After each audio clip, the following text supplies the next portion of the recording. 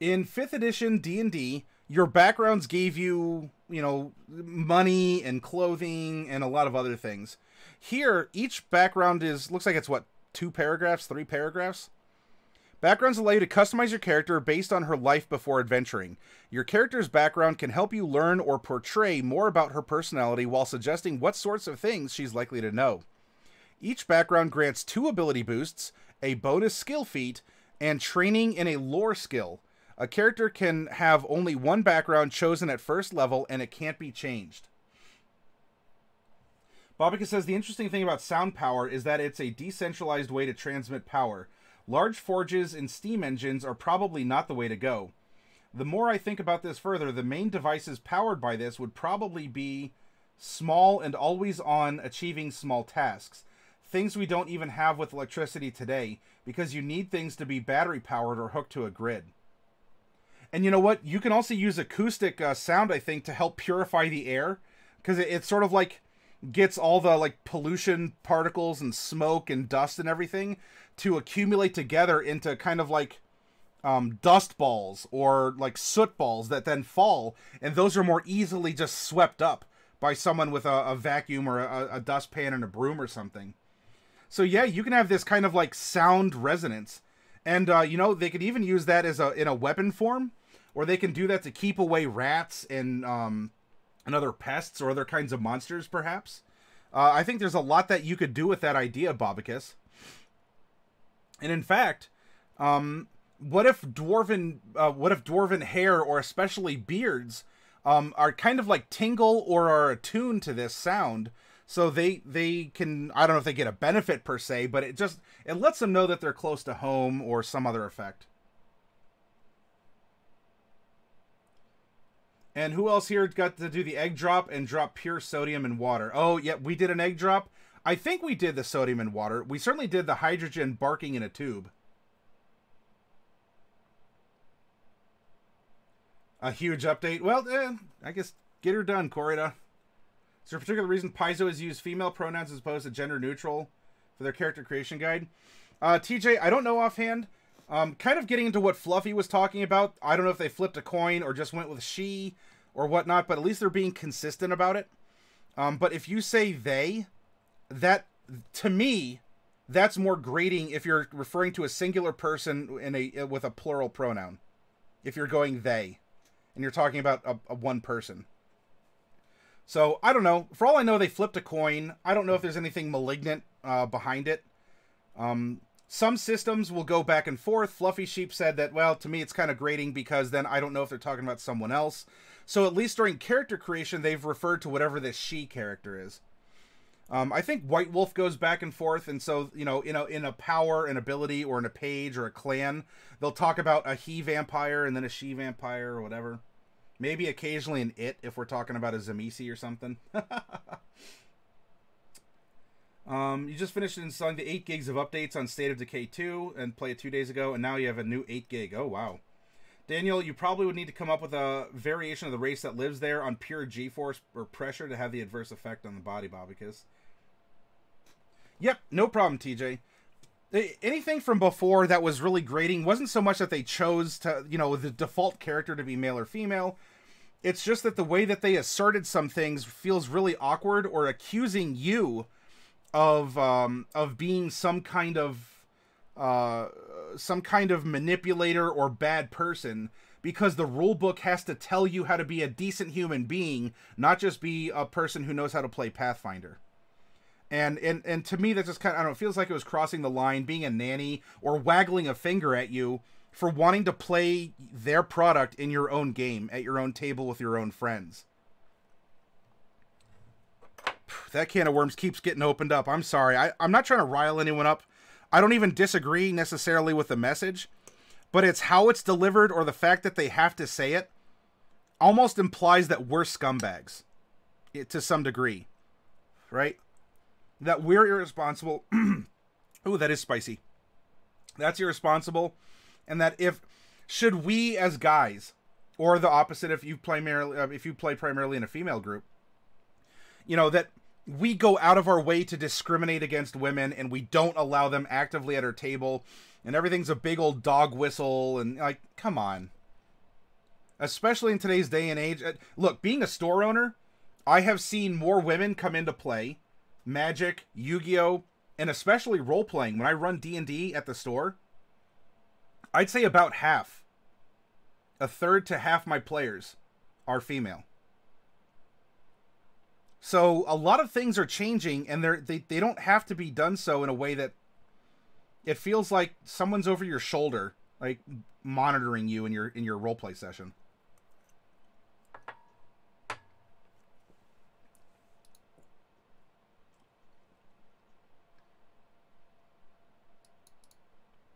No, TJ, don't be sorry to bring it up. Look, these are conversations we can have. Role-playing does touch on the sensitive politics of, or the sensitive subjects of politics, sex, religion, and other things like that. It's perfectly fine to bring up and to ask those questions. I'm not going to use, coined phrases like safe spaces or whatever, but I can assure you that if we talk about this stuff here on the channel, it's within context.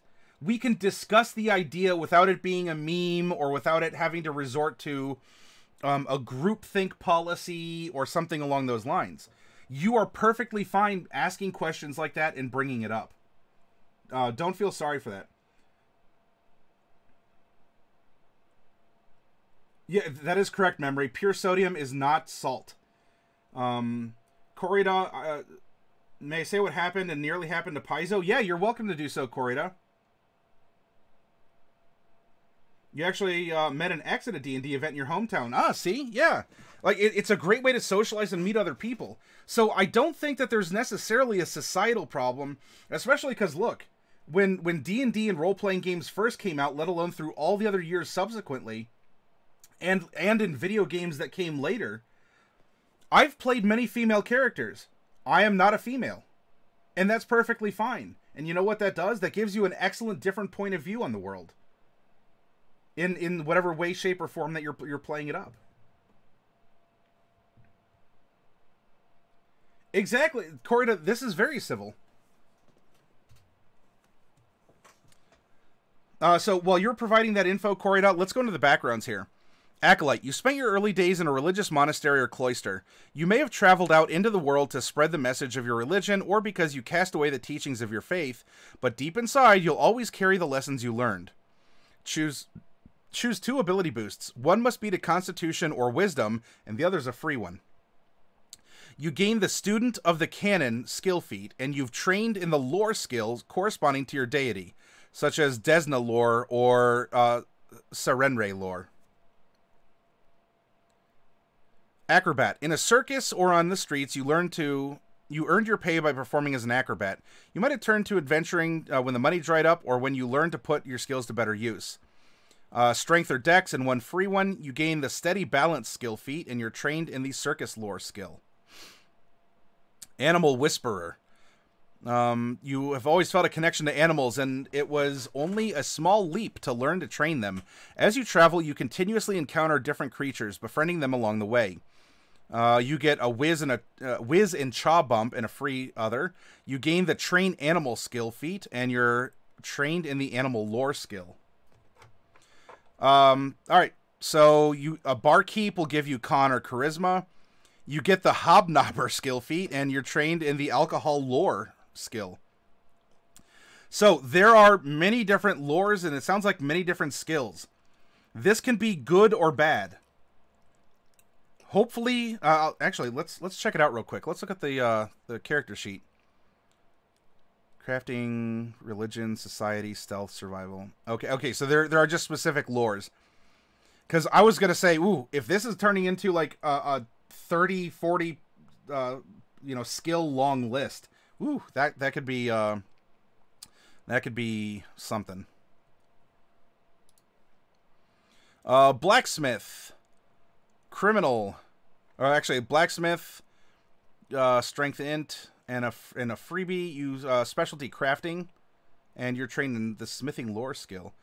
So it looks like everyone is going to have some kind of a lore. You don't have to be intelligent, but you're good at knowing about that one thing, and I like that. Because that includes what I've been doing in the 5th edition game that we broadcast and the one that I play at home, where I give my players some kind of a background skill. You're not proficient at it, but you have advantage, and you can use that skill through different abilities depending on how you wanna invoke it. Because I feel that it's something special. It's a hobby. It's something that's close to your character. A special bit of knowledge about how to stable horses specifically, not just animal handling. Or you may not be good at medicine, but you're good at first aid, and that could confer some kind of benefit, you know, along the way if you use that as a background skill. So I like this concept in 2nd edition. Ooh, this is still really warm.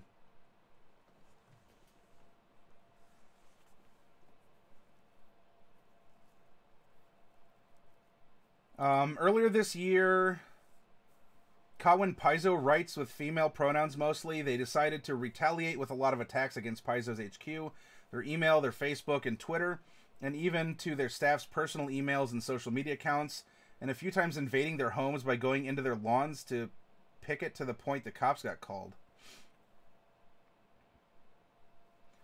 But, you know, you say from Ohio, and that's where I am. Ohio has a very large gaming community, including, like, tabletop, like role-playing and board games and whatnot. The activist group nearly actually took them to court for implying heavily that the only thing women are good for is at beating people and animals up just because it's fun. So that is... On its face, Corrida, that is absolute ignorance, and this is people who are letting groupthink and this mentality, this group mentality, this identity. Unfortunately, it touches on identity politics, which I think undermines individuality and humanity as a whole. My personal opinion, you can have a different one, and we can discuss that. But yeah, that's... I mean, it's ridiculous. I mean, if they did go to court, I would imagine that this group would not only be responsible to pay their own legal fees, but as a penalty, the court would actually find some common sense in what's going on, and they would have to pay all the legal fees on behalf of Paizo, and I'm sure their lawyers don't come cheap. Yeah, Steve Irwin in the background says, TJ, you don't like the way this works? Why is Acrobat not just an entertainer? Oh, right, because entertainer, through an education in the arts or sheer dogged practice, you learn to entertain crowds. You might have been an actor, a dancer, a musician, a magician, or any other sort of performer. Choose 2 ability boosts. One must be to Dex or Charisma, and the other is a free. You gain the fascinating performance skill feat, and you're trained in entertainment lore skill. So, Fluffy, yeah, you're saying that Acrobat seems to be very redundant with entertainer. And so, what would the difference? Or, you know, because in D&D, even 5th edition, there's entertainer, and then they have gladiator, which is effectively the same thing but slightly different. To try and condense a lot of this unnecessary creep between them. So then it really doesn't become about the fluff. It becomes about choosing your stat boosts. And at which point in time, all of a sudden, you as an entertainer don't matter. Right? Because entertainer is simply a vehicle for you to get a stat bump in the game. And what's the difference if you're an acrobat, gladiator, or entertainer? It doesn't matter except the skill points you get. And so that can undermine, I think, a part of your character. Your character's background as a fluff. It gives you a fluff prompt and say, well, think about it, but here's your choices.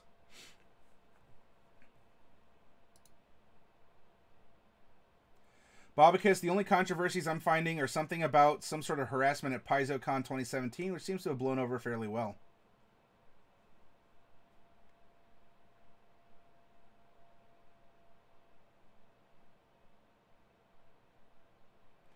Paizo picketing's not getting anything on Google, says Bobicus to Corrida. Parkour through the streets is acrobatic. Acrobatics is a sort of sport like athletics, but it's a different category altogether. Risky, anyone who requests that I use their pronouns, I refer to them as bub. It pisses everyone off.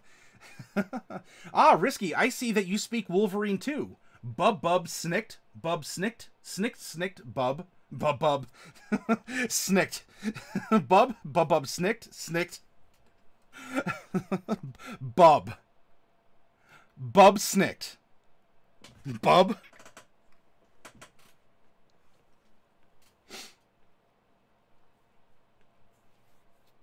An acrobat could be bleeding into a cat burglar type character.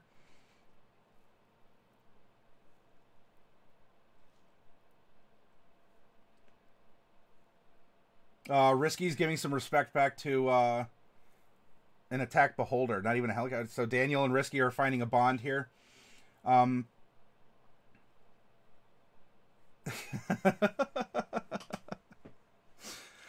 could have been a farmhand. With a strong back and understanding of seasonal cycles, you tilled the land and tended crops.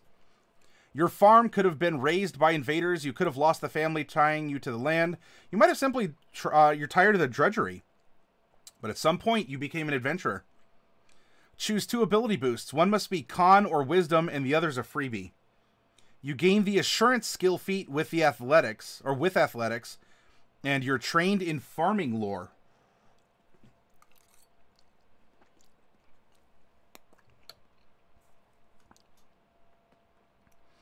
Gladiator, strength and charisma. You gain the fascinating performance. So Gladiator is an entertainer.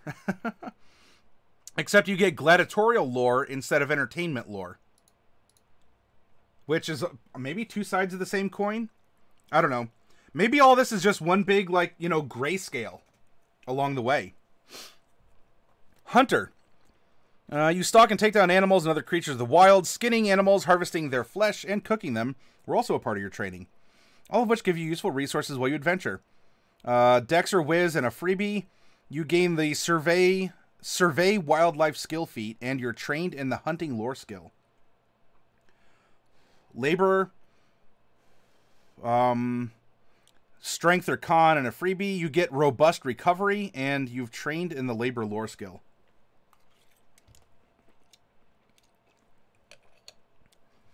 Merchant. Enter Charisma. I gotta get a paper towel. I have some spicy ramen soup stock in my beard.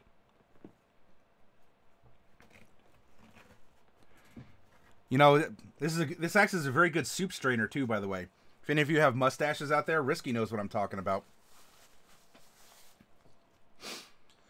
Merchant, Noble. You're seeing that there are a lot of these that are similar. I mean, because look, I'm not saying that the concept of someone with a noble background isn't copyright Wizards of the Coast. But you are seeing that there are similarities in presentation. Which, in a way can help transition 5th edition players who are open to trying a new system into Pathfinder 2nd edition if there's some commonalities. Courtly Grace skill feat, and you're entertained in nobility lore. You could be a nomad. What else? Nomads are strength, dex, and freebie. Underwater Marauder skill feat as a nomad, huh? Oh, that is Sailor. Sorry. Connor Wiz. And then you get Assurance skill feat with survival. Sailor is the one where you can get Underwater Marauder, and you're trained in sailing lore skill. You could be a scholar, a scout, a street urchin instead of just an urchin.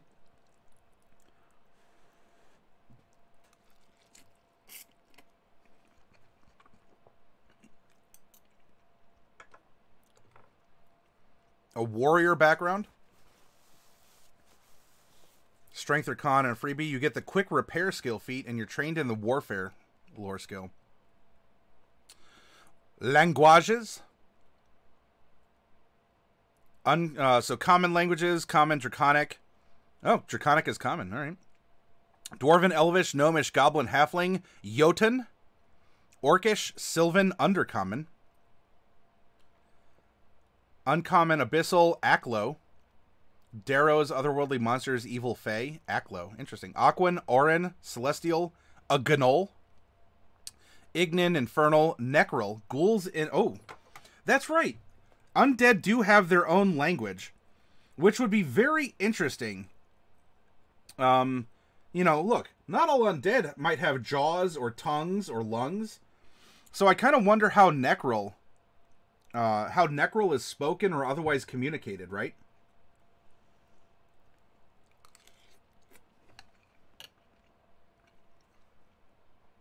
Shadow Tongue and Terran.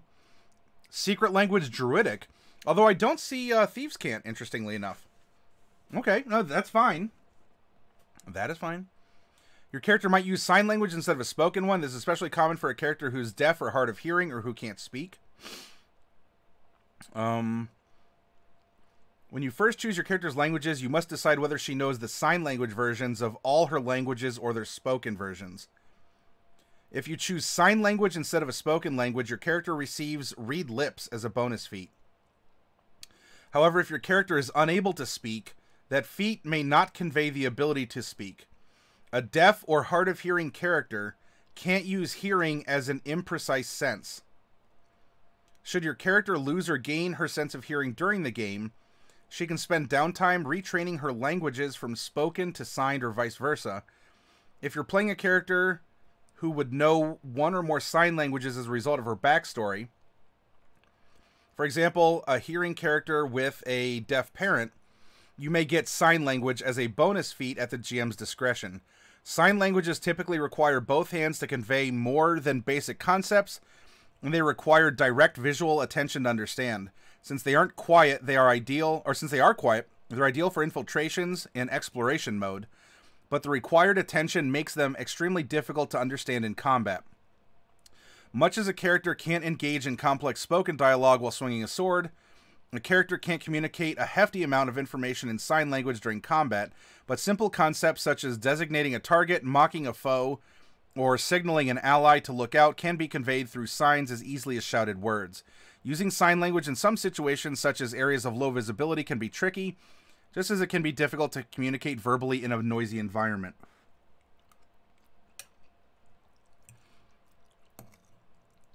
I don't know, have any of you played characters that have, not through a spell, right? Have you played a character who only has one arm? Or have you played a specifically blind or deaf or mute character? I wonder what sign language in Orcish is. TJ says it's literally just flipping the bird. Orc language has only one sign. Blood. Fluffy Sheep, Orcish sign language has only one sign, and you probably already know it. It seemed like signed and spoken are binary from each other. A person who does triathlons uses athletics. A gymnast uses acrobatics, says Daniel. Going back to what we were talking about before. Maybe Thieves' Cant is a double secret language. Ooh, I didn't think of that, TJ. Thieves' Cant is so secret we can't tell anyone it exists, says Paisley.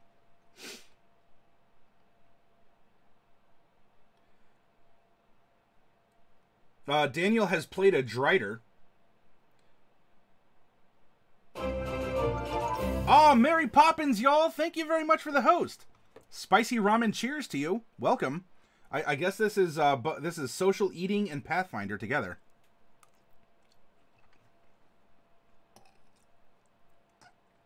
Corey, 5e is definitely easier to get into as your first tabletop. I would agree. And, you know, something like sign language, this can make sense, right? Do you have a, you know, is it trail talk? Yeah, it's a mukbang stream. Is it trail talk? Is it, you know, some sort of, in Dragonlance, they have like a mercenary code and a lot of it is visual. I can see them making equivalencies between spoken language and sign language. I get why it's in there. You can take a signed version, I reckon. If any of you, though, do take Jotun as a sign language, tell me about it, because that sounds very interesting. Mary Poppins, it is going very well. I hope you're feeling better. Thank you very much for the host and welcome. It is Pathfinder and mukbang with some spicy ramen. Pathfinder has a lot of nuances just on creating a character, let alone knowing what they do when you play a game. Oh, in Pathfinder First Edition, yeah. You know, and more, we're seeing the gaming developing trend go to ain't nobody got time for that. And so I think that I can see where there's been some reduction in complexity. But especially having played 5th edition and even 4th edition for as long as I have, I am biased because of my past experiences, and I'm admitting this. I see this still as a more complex role-playing game to accomplish the exact same things that you can do in D&D 5th edition. I'm not disparaging Paizo. I'm not saying this is a bad system, because I haven't even read the whole... I'm reading the book with you all right now.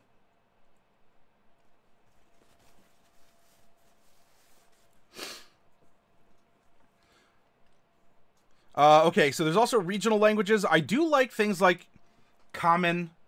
Is common universally spoken across all continents? Maybe. Probably not. Do you have a particular... You know, is Elven only Elven? Or is there different types of Elven? Pardon me. Even if they're all kind of in real life. Like, we have Romantic languages that are based on Latin. But just because you can speak French doesn't mean that you can speak Spanish. Spanish to Portuguese. Portuguese to Italian. And while English is a Germanic language, just because you can speak German doesn't mean you can understand English.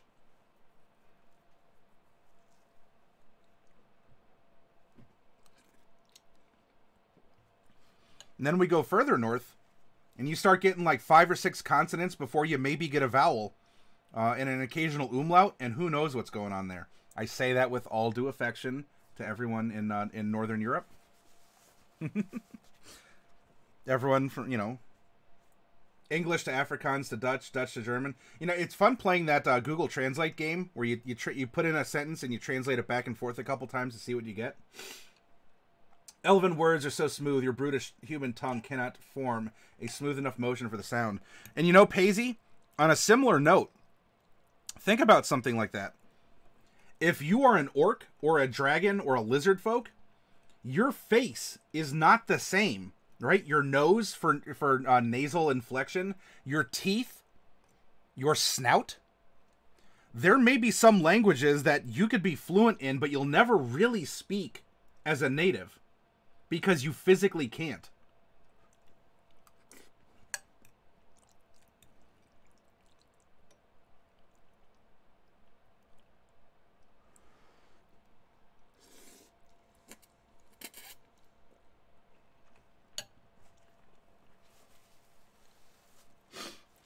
"12 sounds with an umlaut, add an E after the vowel." Here we go, classes. And it looks like they did provide little icons also to indicate if they're referring to a particular class. Our 12 are well, they're the ones you'll find in D&D, although except Warlock, you'll have an Alchemist.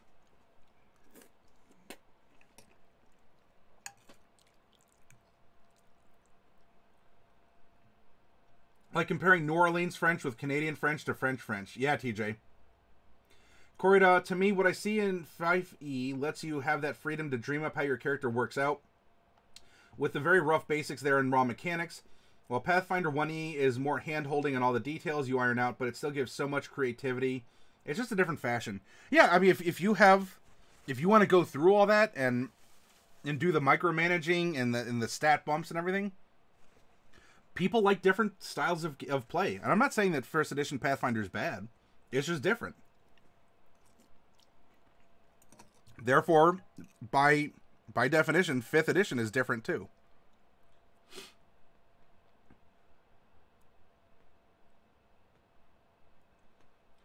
Turvin, I can't even speak or write English proper. If I speak English, you will know that I'm from Germany. Ah. And you know what I love exploring? Paisy, I think you were in on this too when we had this conversation. In different countries or people who've grown up with different languages as their first language, when you play a fantasy game, what kind of accent do you give to another race? For example, Turvin, it sounds like you know you're from Germany, and German is your first language. Well, to many of us who grew up in the United States and maybe even elsewhere that are English speaking, many of us by default might make our elves sound French, because to us French sounds very flowing and smooth, maybe a little haughty, and we might have our dwarves sound Scottish, kind of like Paisy. You know, really rough and tumble with a rolling R's. We're brutish brutes, we dwarves. You know, very, very throaty, very guttural, rolling R's. We might make our hobbits, our halflings, sound Irish. You know, it's kind of lighter, it's more mischievous and fun, but it's still English, in a way. So we give a French accent to our elves, a Scottish accent to our dwarves, an Irish accent to our halflings. And we might have our orcs. Maybe the orcs, they talk with Russian accent. A slightly rolling R's, but you constrict the back of your throat. Like this. You speak powerful as orc, because you are powerful man. Or woman, as appropriate. And so to our cultures, to me, as a representative, I guess, of U.S. culture, but every tabletop is different. These are the accents we give our different races or how their languages sound. And so, Paisley, though, as small note to the idea is, as a Scotsman, dwarves are Scottish. I love dwarves personally, so I want to make them more like me and me like them. That's great. Daniel says, all Dragonborn sound like Alduin. I was watching a gal roleplay drow with a Russian accent. It worked. It worked. You will tell me where I will find the next elven... I guess that's more of a German. Z instead of TH. A Z instead of TH. You will tell me where the next elven outpost is. Or there will be consequences, my friend. Really? I give elves an Englishman accent? And, you know, by default, just because to Americans... It makes our humans sound, you know, get ye flask times Englishmen, you know, going back in time to give humans an English accent. And of course, all our sailors talk like pirates. Corridor can't do voice RP, cheeky little goblin chappies. You know, so Paisley's talking about that, and Trevin, how do you make your fantasy races sound with your accents or something along those lines? Daniel, really? Okay, that's the Englishman. Let's see. You've never done a voice RP. Corridor, you should give it a try. It's a lot of fun. Gigman, have you ever heard Matt Mercer speak as a strongman that's not McCree? That's my orcs. Because I don't watch Critical Role, so I can't say I've heard him speak at all. And McCree is from Overwatch, I think, correct? If so, I've not played that game, so I don't even know the voice. I'm sorry, I can't help you out there. Ugh. I must say, if we go for Russian or French accent, it's more like we don't play serious. The only accent I've done consistent was an Arabian accent.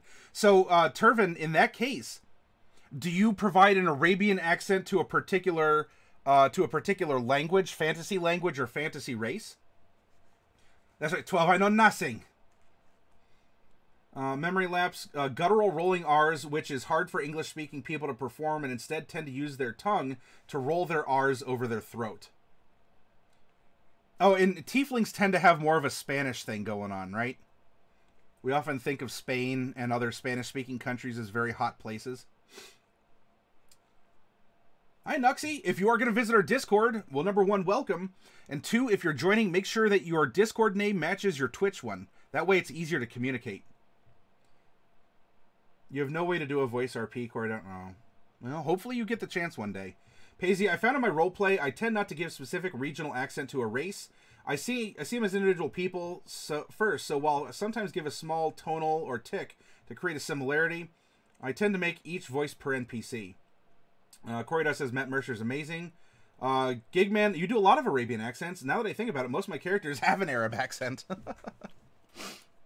I love these conversations. I know this isn't directly Pathfinder, but we were just talking about languages and regional stuff before. It still counts.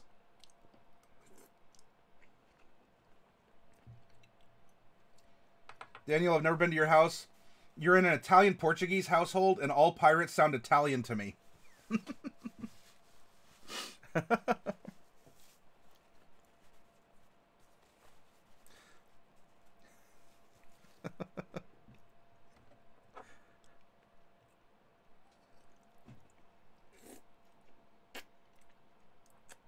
Well, remember, half of Italian is sign language, right? What's the matter, you? You know, You get that kind of a quick... You got to make sure you talk with your hands. I think Greek is also infamous for this as well. Very talkative with the hands. This is a part of the language. All druids have a New Zealand accent to you, TJ? That's that type of New Zealand accent. And you provide a link?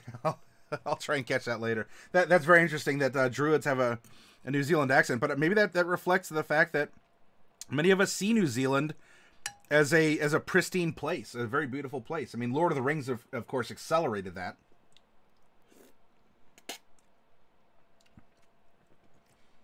Tying Italian hands behind their back and they can't speak, says Delcorn. Your Fire Genasi sounded like a shonen anime pro tag. What did you say? I'll take you down. Very energetic. 12 for 10. Have a good night. Let's see. Although there's a limited number of character classes from which you can choose, there are an unlimited character concepts that these rules allow you to bring to life. Perhaps your character is a brilliant but scatterbrained alchemist who can rattle off complex formulas for alchemical items, but has trouble remembering his best friend's birthday. Or perhaps she's a muscle-bound swordsman who becomes as immovable as a mountain when she hoists a shield. Maybe your character is a hot-tempered sorcerer whose gesticulating fingers pulse with light from an angelic ancestor. The choices you make for your character within her class, such as Cleric's choice of god, a fighter's choice of weapon, or a sorcerer's bloodline, bring these visions to life within the context of the rules. 12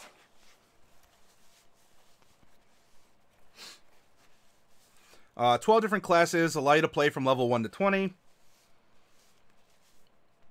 Once you choose your character's class, the game's rules provide you optional archetypes that will allow you to further customize her abilities, though these rules are not recommended for beginners. Additionally, the game includes multi-class archetypes that allow her to begin or to gain access from other classes. Okay, so playing the class, this section suggests ways to use abilities and skills that the class provides your character in the game's various modes of play. You aren't obligated to play your character as this section describes, but it's a helpful guideline. Role-playing, okay, so this is... If you've role-played before, it's going to be redundant. If you want me to go back and read sections, tell me, and I will do so. But for a lot of us who I'm considering have at least a baseline knowledge of role-playing, this is going to somewhat be redundant. And this sort of stuff I understand putting in a core rulebook because they might attract new players to role-playing with it.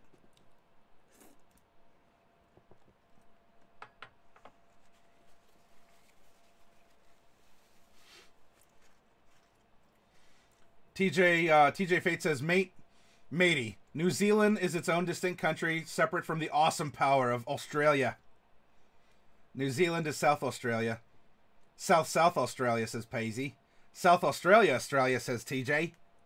Haha, exactly, says Paisy.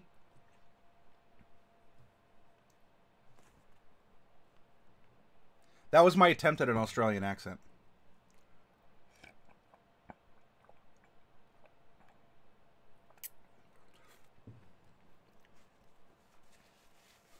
The New Zealand accent to me sounds a lot softer.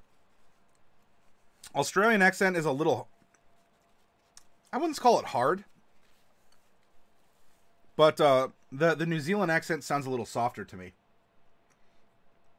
You can't be south of Australia. You'd fall off the bottom of the earth. That's right, Fluffy Sheep. Remember, we of the Flat Earth Society have members all around the globe.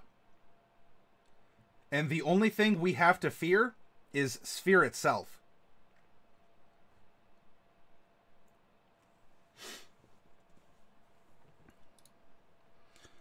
Proficiencies. This lists the degree to which your character is trained in key aspects of the game's mechanics. This training is called her proficiency rank, and your character's proficiency rank in a mechanic determines her modifier when she's making a roll using that mechanic.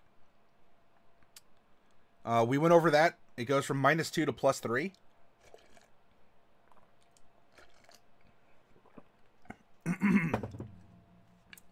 Woo, spicy. I'm down to the last of the broth. Ooh. And so there's like some chili oils or something that they're getting the job done. That's for sure.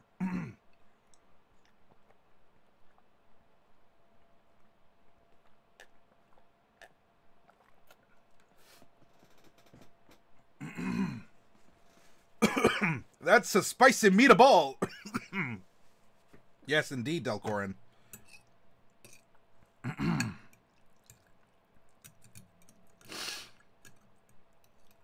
You get signature skills, essentially list skills in which members of your character's class are naturally adept.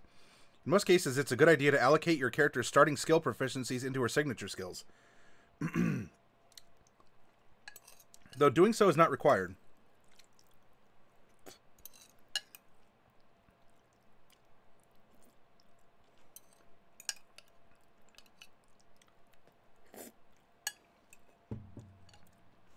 This table summarizes the abilities, feats, skill increases, ability boosts, and other benefits your character gains as she advances in level. The first column of the class table indicates the level. Okay, we'll get to that then. Again, some of this is going to come about too when we actually start making characters on stream.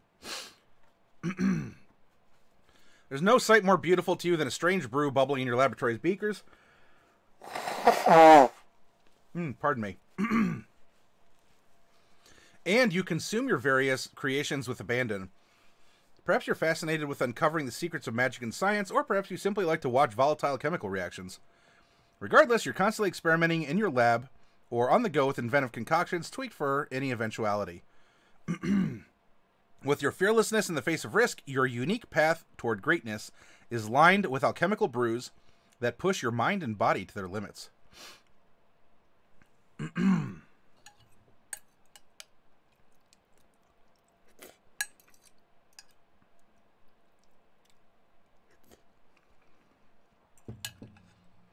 During combat, you lob bombs at your foes and harry your enemies while supporting the rest of your party with your potent elixirs. At higher levels, you toughen your body using mutagens. During social encounters, you provide knowledge and experience about alchemical items and related secrets, like poisons and diseases. In exploration mode, you keep an eye out for trouble with your bombs at the ready, while giving advice on all things alchemical and mysterious. And in downtime mode, so we're talking about different modes of play, you spend time in an alchemical lab brewing elixirs, making bombs, and furthering your alchemical knowledge. Sounds like the goblin sappers from Warcraft 2. You know, they go, "Oh, it's beautiful."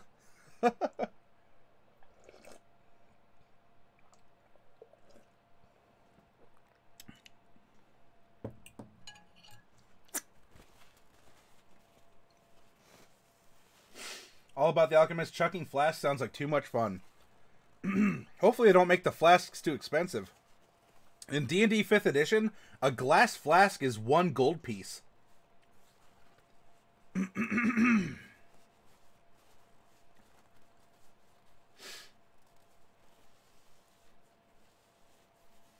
TJ, Australian is a lazy accent. We tend to drop the tail end of words and removing sounds altogether.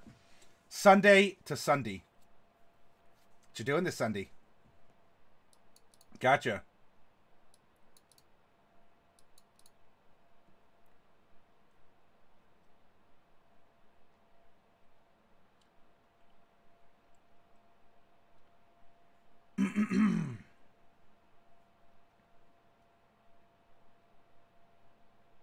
Daniel, we have plumbers. It's just that they're not all named Mario.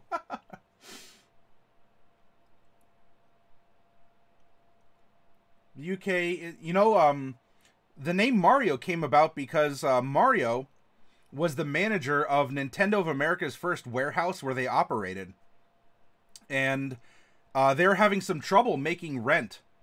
And so I think for a consideration to give them a little bit of time to pay, Nintendo said, Mario, we will put you in one of our games. Like, we'll feature you as a character in one of our games. And Mario, the Italian plumber, right? Because he was taking care of his property. And well, I don't know if he was necessarily a plumber. I think it came about because of the pipes. But Mario, the character, came about because he was Nintendo's first landlord in the United States. The UK's relationship with itself is incredibly complex. We are incredibly united and divided as a people, but I usually see that as two coexisting ideas rather than a conflict.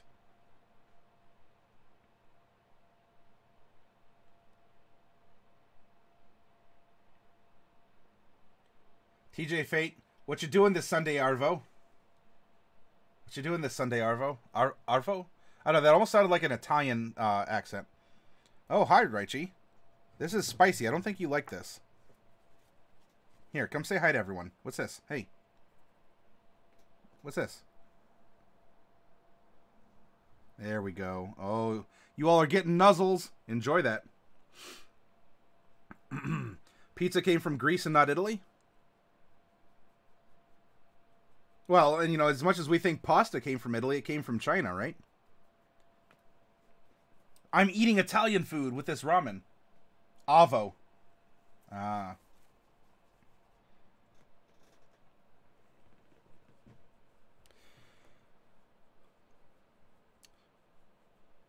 If you're an alchemist, you likely enjoy... Okay, so, whereas in 5th edition, they give you these prompts... I mean, they give you background also in the classes in 5th ed.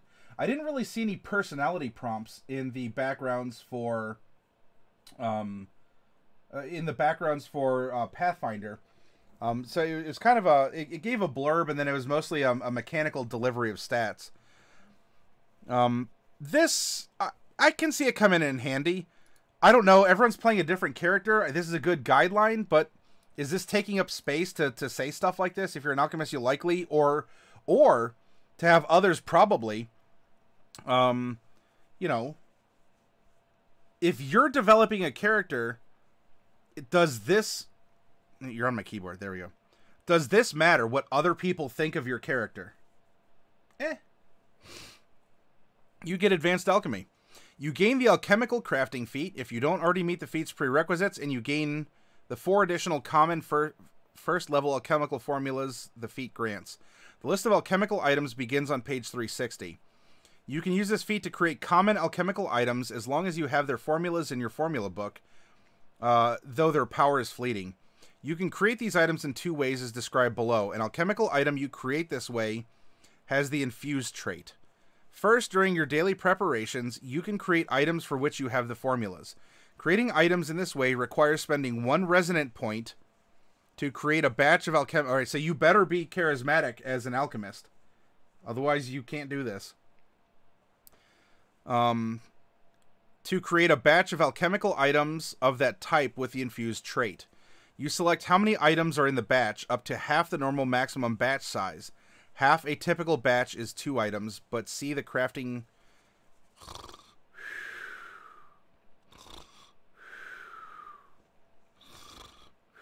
What? Oh, shoot. I was... You don't need to attempt a crafting check to do this, and you ignore the number of days typically required to create the items and any requirements of alchemical... of alchemical reagents. You can't overspend resonance points to create infused items in this way during your daily preparations. Second, you can create alchemical items with the quick alchemy action described below. Key abilities int. You get additional hit points of 8 plus con mod. Trained in perception, expert fortitude, reflex, and you're trained in will. Trained number of skills equal to 2 plus your int mod. Trained in simple weapons and alchemical bombs. Trained in light armor. And your signature skills are arcana, crafting, and medicine.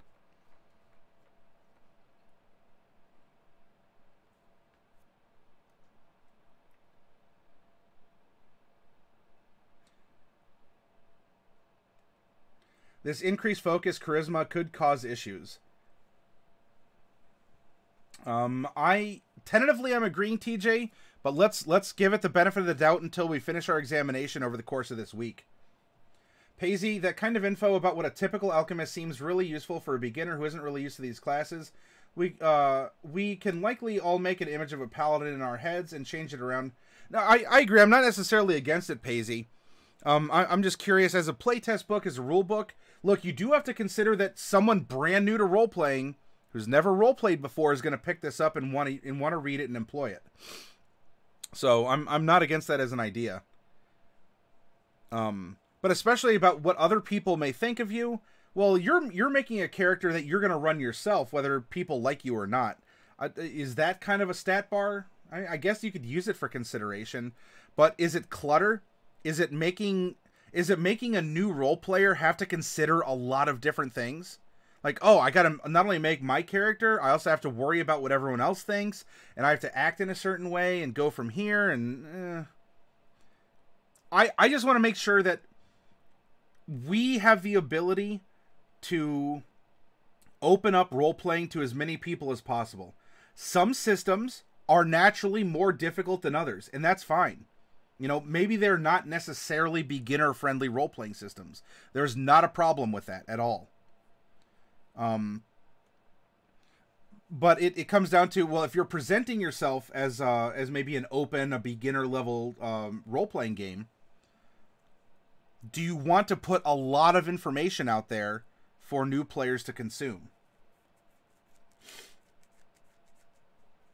Yeah, I think I would agree too, Paisy. I think everything is still up for grabs in this playtest, which is why I want to make sure that I am... Look, I may make little fun comments or be like, I don't know about this, or I'm feeling I like this, or I'm uncomfortable about this.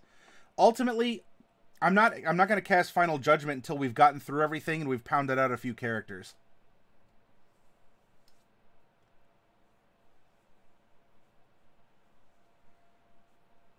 Oh, Daniel, I normally keep things safe for work or like PG-13.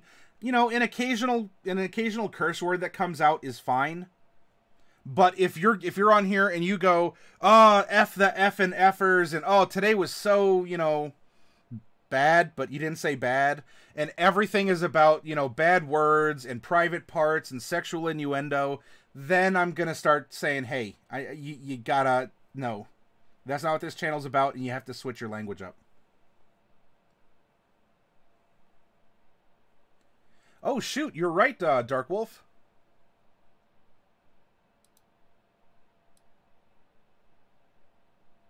Sorry about that.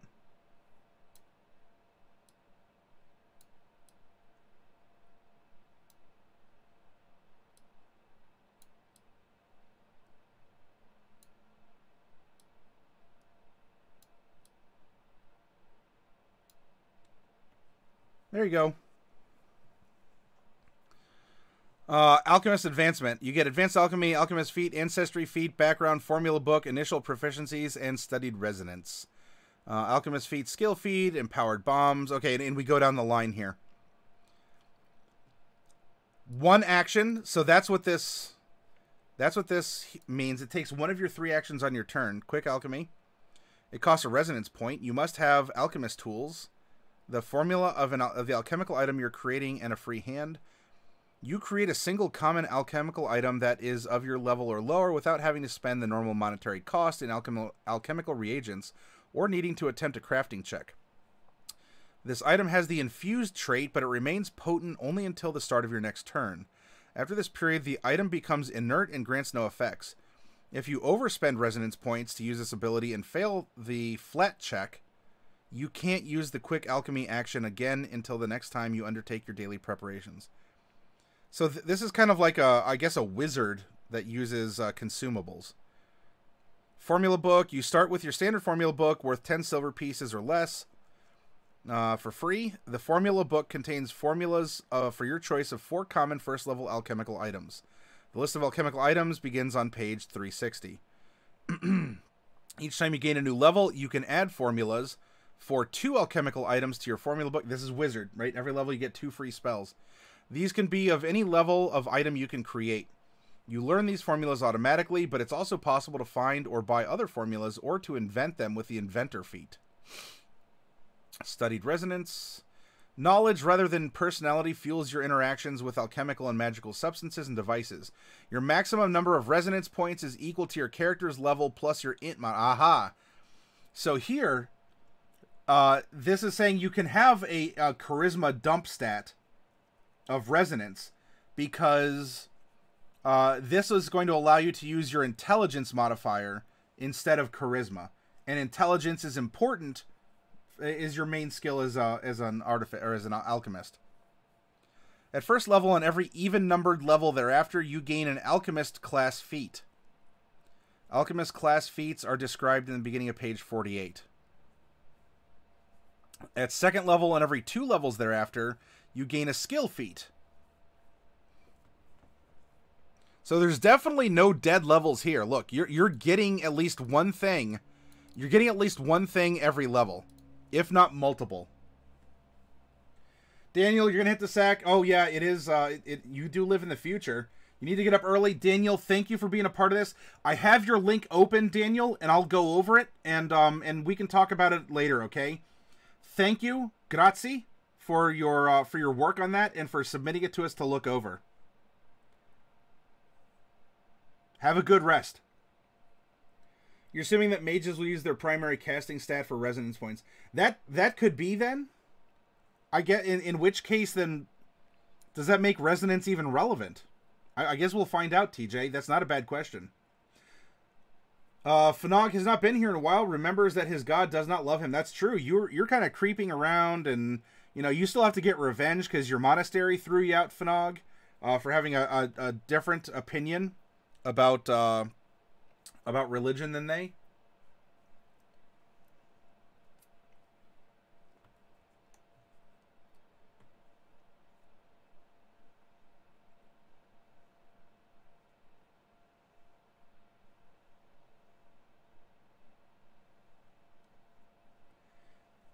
So yeah, we'll see here.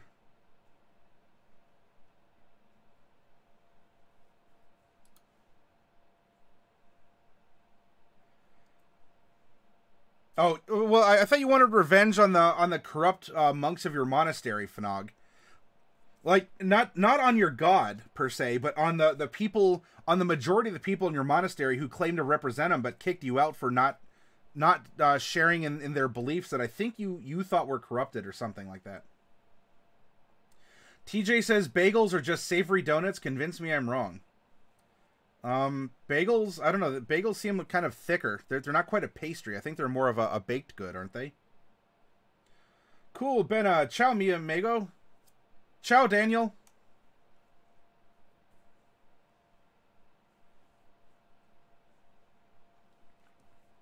Well, Corey, like if we want to get like really heavy into government and governmental policies and whatnot, I don't mind. But that's not in the context of what we're discussing right now. And so I'd like to bring the discussion back to things that are a little bit more topical. If we get into, you know, governmental structures and whatnot, as a topic or something along those lines, I have no problem. You know, you're not even talking about anything that's necessarily like, it's not bad or controversial per se. You know, but I do want to try and keep things in line to what we're discussing. To help, you know, I don't want to censor you. But things I think are going in a tangent that it's distracting for others who are participating in what we're doing here.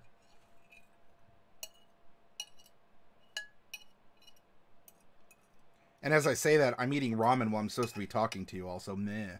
I'm a big old fat hypocrite.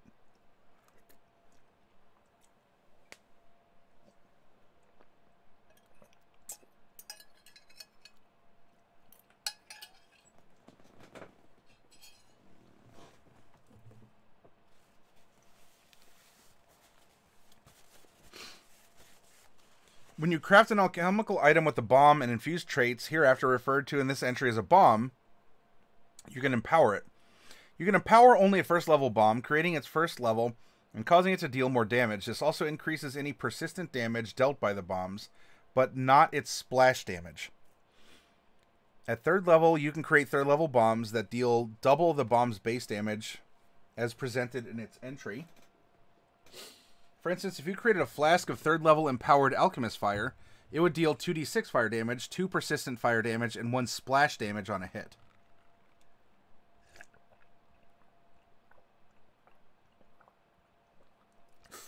This is a lot of damage accounting. I'm not necessarily against it. But, you know, if combats are already the slowest part of many RPs, no, I don't know. Let's get through it.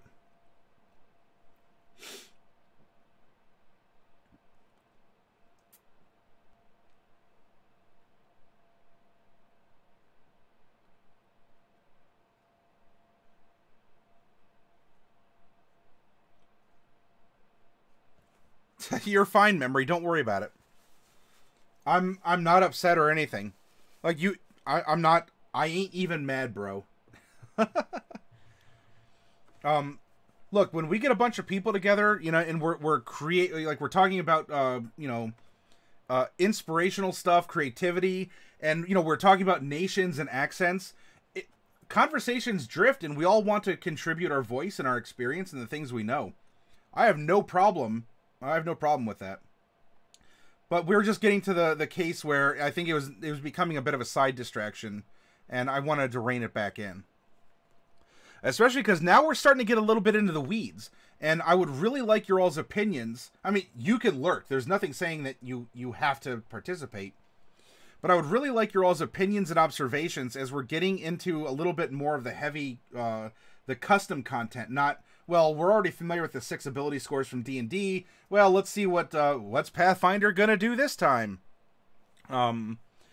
But in order to help understand this, compare it, or break it down, I would definitely like a lot more of your all's opinions and observations, or even questions, to help prompt what's occurring on the screen.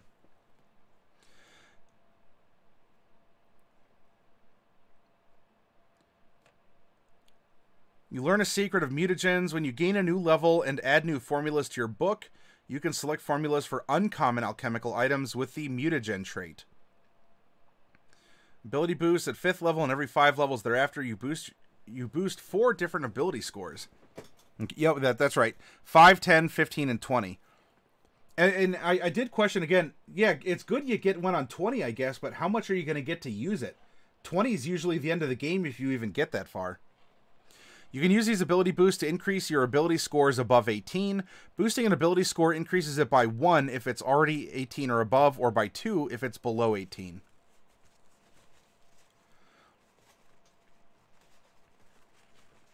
Ancestry feats. In addition to the ancestry feat you started with, you gain an ancestry feat at 5th level and every 4 levels thereafter. The list of ancestry feats opens to you can be found in your ancestries entry, which I do like. You know, 5th edition did start introducing racial feats, but it might be like, what, one or two, something like that. This allows your character, as you grow as a character, more of yourself. You know, in other editions we'd call this your race. More of your racial qualities start shining, right? You're maturing, you're growing, you're learning, whatever. And so your race isn't just something, it's not just a vehicle at first level that gives you stuff, and then from there it's kind of like a roller coaster and you're just gliding along the line. You can take more things to make you more elven, more human. You know, you could be more human than human.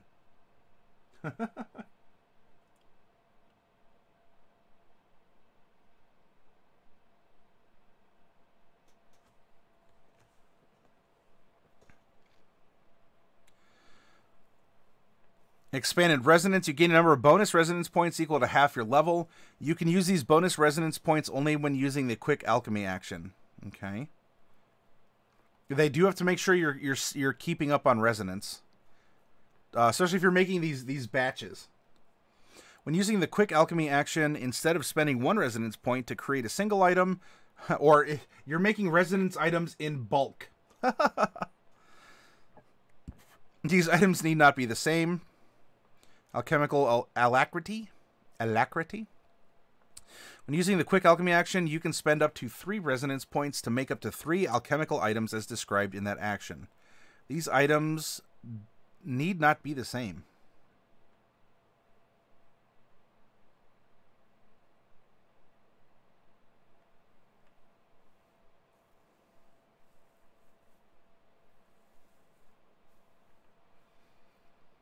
Key terms. You'll see the following key terms in many alchemist abilities. Additive. Feats that allow you to spend actions to add special substances into bombs or elixirs have the additive trait. You can add only one additive to a single alchemical item, and attempting to add another spoils the item. You can typically take actions with the additive trait only when you're creating an infused alchemical item, and some can be used only with the quick alchemy action. Infused, an alchemical item with the infused trait doesn't cost its crafter any resonance points to activate, whether using operate, activation, or any other relevant action, though anyone else must spend resonance points to activate it normally. An infused item is potent for only 24 hours, after which it becomes inert. All right, a lot of this, I think, is going to be practice in using terms and seeing the lists. Because on first blush, because, again, we're in the weeds now, right? Like, we're getting into the class mechanics of first level through 20th.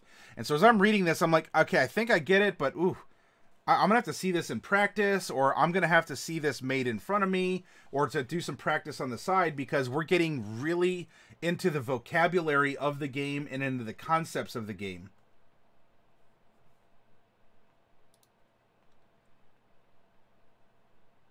Fanog is used to being forgotten. Fanog shall carry on. So that's in roleplay, or I haven't forgotten about you, Fanog. I was trying to recall your last adventure. I mean, you said something about send me and RP prompt and I'll roll with is. I don't know what you were looking for, Fanog. I don't know if I got your last message that wasn't the colored text.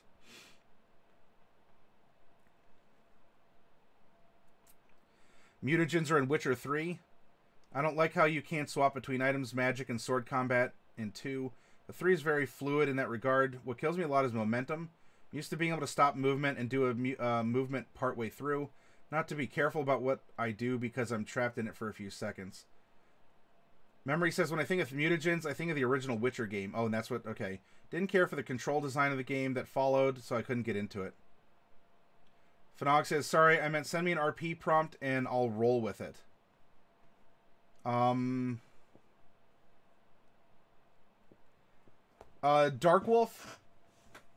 if you're out there, could you do me a favor and come up with some kind of a roleplay prompt for Fanog? Fanog, I'm sorry, not that I can't or I'm not creative, but I want to make sure I'm getting through at least a little bit more of the Pathfinder content. Darkwolf, as a very good roleplay awoo and moderator here, might be able to throw you out in a roleplay situation. There you go.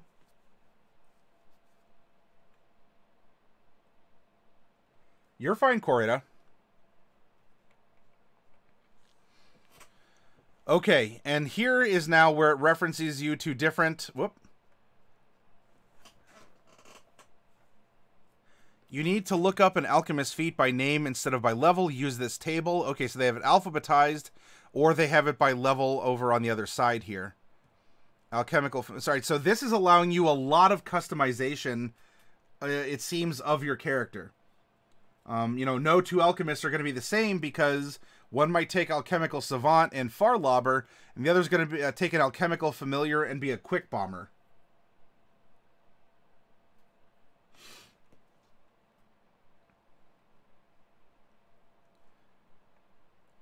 This one's a free action, as indicated by that symbol. Smoke bomb. Calculated splash. All right. All right, I'm not going to go into every single feat that is available, because just due to the time crunch, I want to do a general rules review. So we're getting a...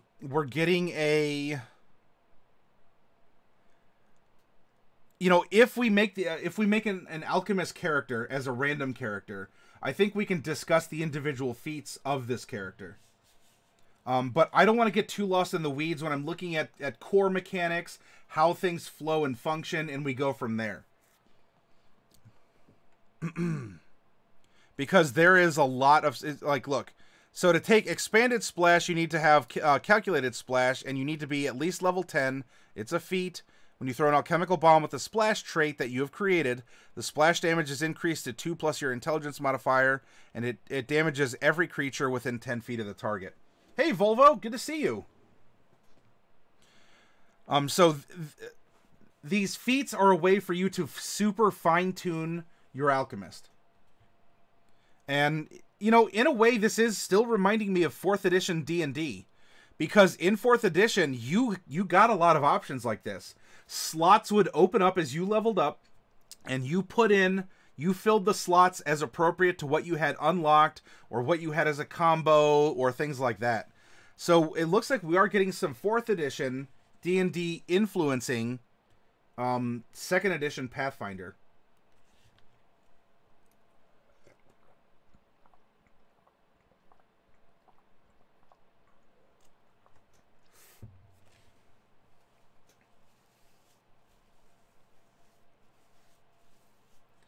Robertson headed screws. That might be a regional thing, but what's a Robertson head screw? Dark Wolf, you're going to bed. Thank you for staying up and being a part of the channel.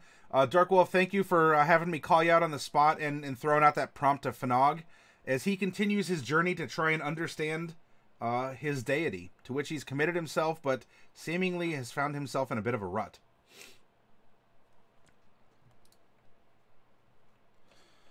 Okay, so this is a lot like 4th. Slots will open up in your character, and you fill in what you'd like from there. All the way up to 20th level. Oh, that's a mood. Barbarian. Oh, yeah. Philip said, oh, so Robertsons are square. Interesting. I guess I've seen a couple screws that have a square slot in the top of them.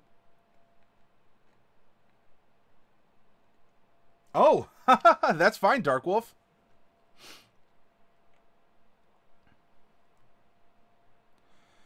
Rage consumes you in battle. You delight in carving through your enemies using powerful weapons and wreaking havoc, relying on astonishing durability, without needing complicated techniques or rigid training. You associate your rage with a traditional symbol of affinity known as a totem, which might take the form of an animal, a spirit, or a part of yourself. To many barbarians, brute force is a hammer, and every problem looks like a nail, whereas others try to hold back the dark emotions inside them and release them only when it matters most. Strength is key ability. Let's see, what do you get? Train number of skills equal to 3 plus your int. Trained in all simple and martial weapons. Trained in light and medium armor. Not shields, interestingly enough. Acrobatics, athletics, intimidation. So here we go, playing a barbarian, role-playing a barbarian, as what you would express or how others might see you.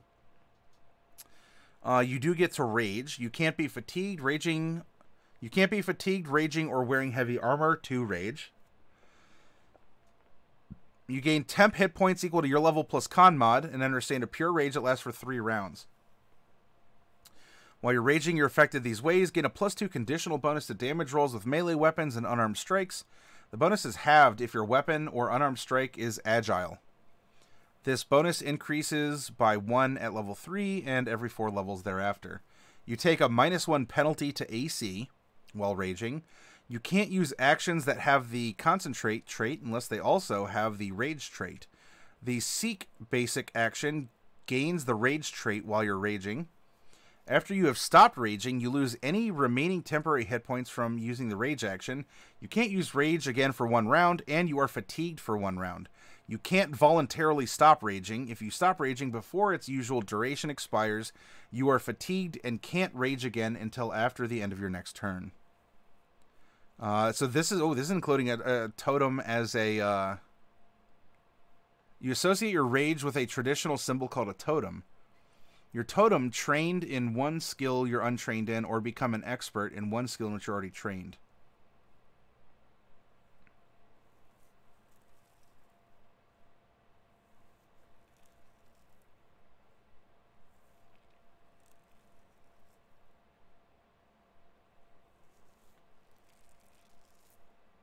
Oh, okay, now we're getting down into the feats. So you can customize your critical brutality, general feats, skill increases, deny advantage. You are not treated as flat-footed by creatures. Oh, we're getting into flat-footedness.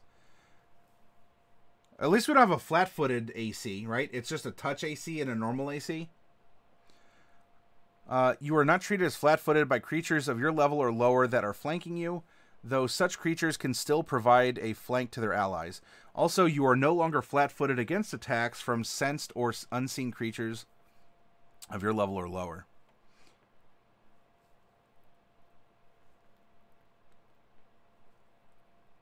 All right, so if you... Oh, did I miss a paragraph, says Fluffy? Let's see. The role-playing class features. I went through Rage. Totem continued. Your totem... Oh, your totem gives you an ability, requires you to avoid certain behaviors, gives you resistance at higher levels, and allows you to select feats tied to your totem. For more information, see totems on page 55, which I'm sure we'll get to. Yep, animal totems. There we go.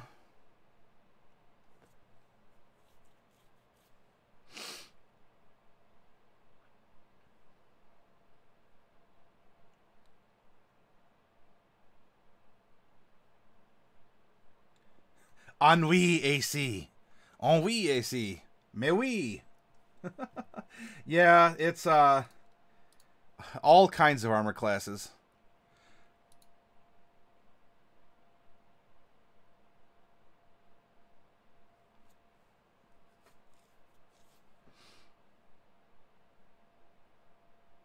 Oh, there's even dragon totems. As a barbarian, you channel the power of your rage through a totem. Traditionally, this is a spiritual or tribal symbol, but you choose what totem your means to you. It might describe a purely internal source or filter of your rage, such as a belief, curse, exotic heritage, or state of mind.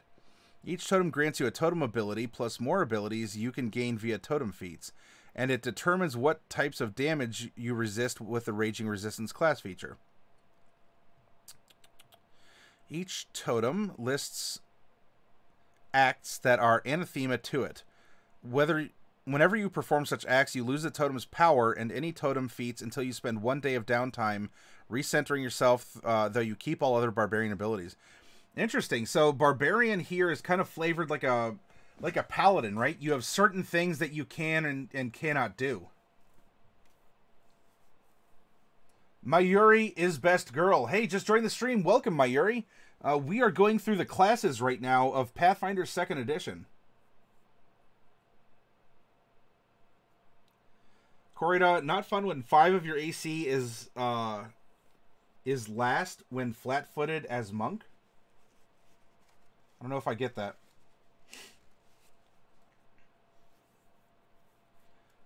Touch AC is...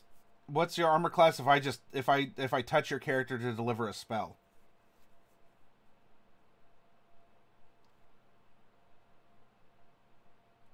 Oh, is lost. Gotcha. Okay. The fury of a wild predator fills you with rage, granting you uncanny armed attacks. Tribes that revere vicious animals such as apes or bears give rise to barbarians of this totem. You might also be at war with an uncontrollable animalistic side of your personality, or you might be a descendant of a werewolf or other lycanthrope. Select an animal from table 3-3 animal totems that best matches your chosen animal totem.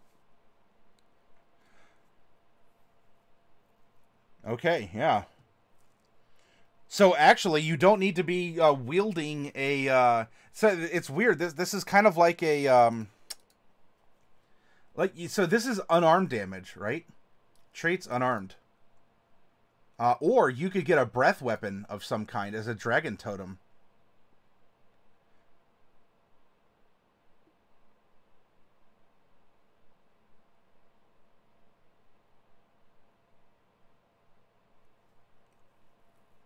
Wielding weapons or flagrantly disrespecting any animal of your totem's animal kind or anathema. So if you choose an animal totem, then actually you are an unarmed, like a barbarian. You got your mitts, and there you go. You're like a savage monk, in a way. When you rage, you gain your chosen animal's unarmed attack or attacks. The specific attack gained, the damage it deals, and its traits are listed in the animal totems table. All of these unarmed attacks are in the brawling group.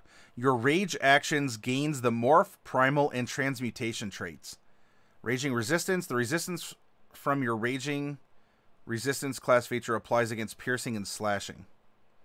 And draconic resistance, you gain resistance raging them. Wait, the resistance from your raging resistance class feature applies against piercing damage and the damage type of your chosen dragon's breath weapon. Okay. Interesting take on Barbarian.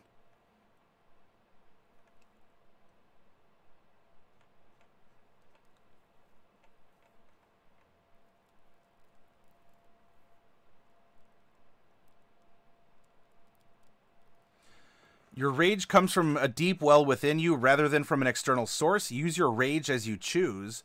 Anathema and totem ability. You don't have an anathema or totem ability. Instead, you gain an additional first... So you can smolder with generic rage as a barbarian here. The resistance from your raging resistance class feature applies against all physical weapon damage. Okay. You can get a giant totem. Failing to accept a personal challenge of your strength is anathema to your totem.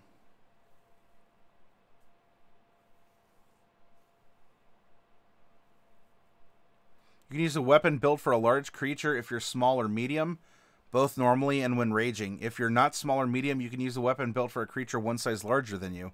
You also gain access to your choice of weapon at character creation.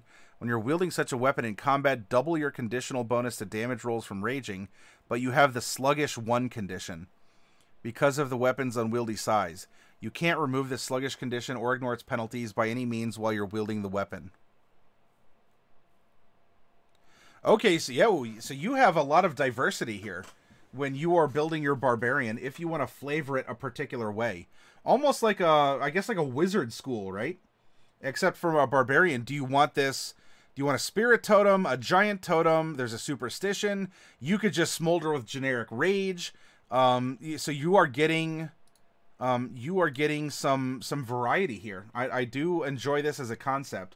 I'm not looking at the mechanics and the balancing and the hard numbers, but as a concept, I like it.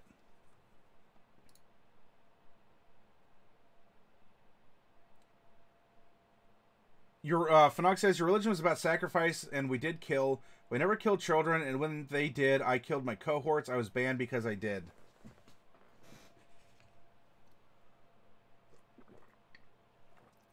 TJ Fate says, Rage, Monk is back, baby. Fanog, I still want my god to recognize and love me, but I was banished from his temple. Yes, but you're banished by followers, not the god itself. My Yuri's Best Girl says, me and my friends have been trying to find someone to DM for us. It's kind of hard as a high schooler. Do I have any advice? Mayuri, yes.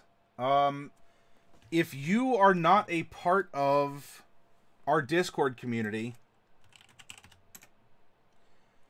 you can join there. It is safe for work, or in this case, safe for school. And we have a mentor network, and we have an area in it here called Looking for Group. And I just reset it.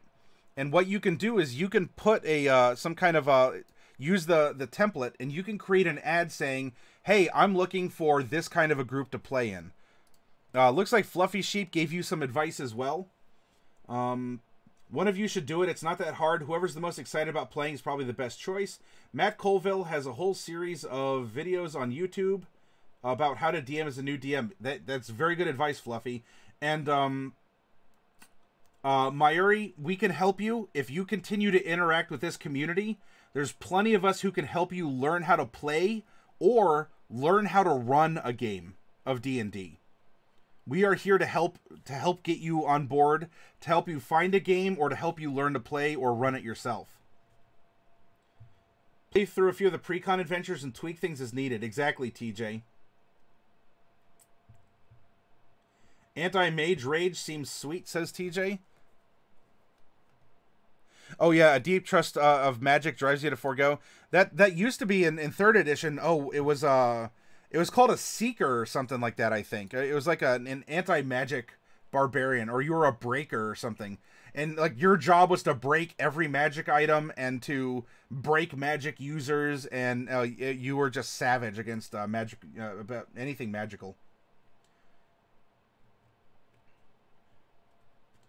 Matt Mercer on Geek and Sundry YouTube has amazing GM videos. Fanog, how can I love my god if I'm not a part of his community? Well, that depends. Is the community more important than the god, or the god the more important than the community? Because the community is filled with flawed mortal beings, Fanog. You're very welcome, Mayuri. We want to help as many people as possible learn to roleplay, start role-playing, and empower you to step up in your own group of friends or community at a local game or comic store or whatever, a library, and start running and playing yourself. It's not that hard.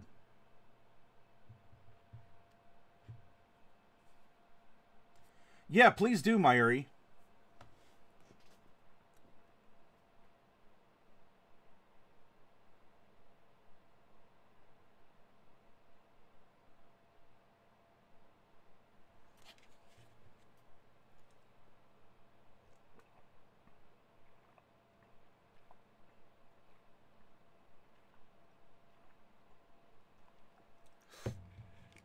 This is very interesting, especially if you do have, well, I mean, look, if you're under the effects of magic spells, including scrolls, wands, and like, that would be, I mean, that would be like curing spells, like curatives. So it looks like you'd have to stick with drinking potions if you want instant healing.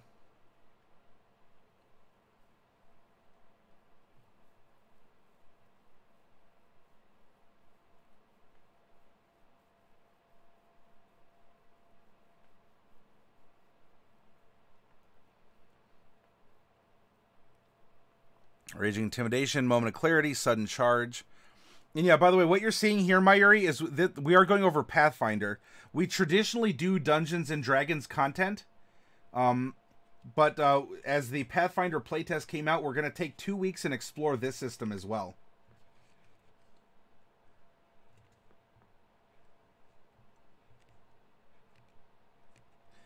Well, you may, or Fanog, what if you go and you start... What if Fanog goes out and starts his own temple, and he gets his own following, and he follows his own god's dictates? If the god is active and paying attention, then clearly this god will choose favorites. Between the one that has betrayed someone who is abiding by the "we don't kill children" policy, or the one that does actually that goes against that, you might find that you'll receive blessings and followers, and you'll build the faith even more than what this other temple could ever hope to do. And you know what? If they come for you, you're going to have backup of not just other monks or clerics or whomever, but of an entire community that has grown up around your monastery or your temple.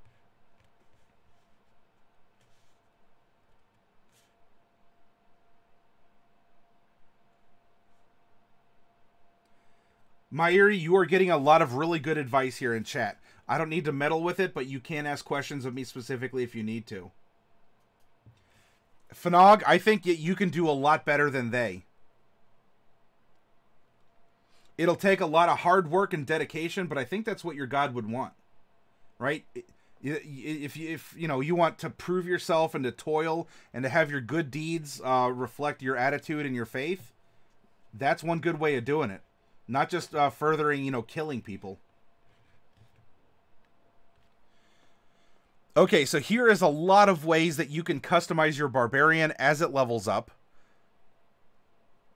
And I do like that they have it alphabetically or by level here. I'm not going to get into the weeds about everything that a barbarian can do here, though. Bards. Master of Artistry, a scholar of hidden secrets, and a captivating persuader. Using powerful performances, you influence minds and elevate souls to new levels of heroics.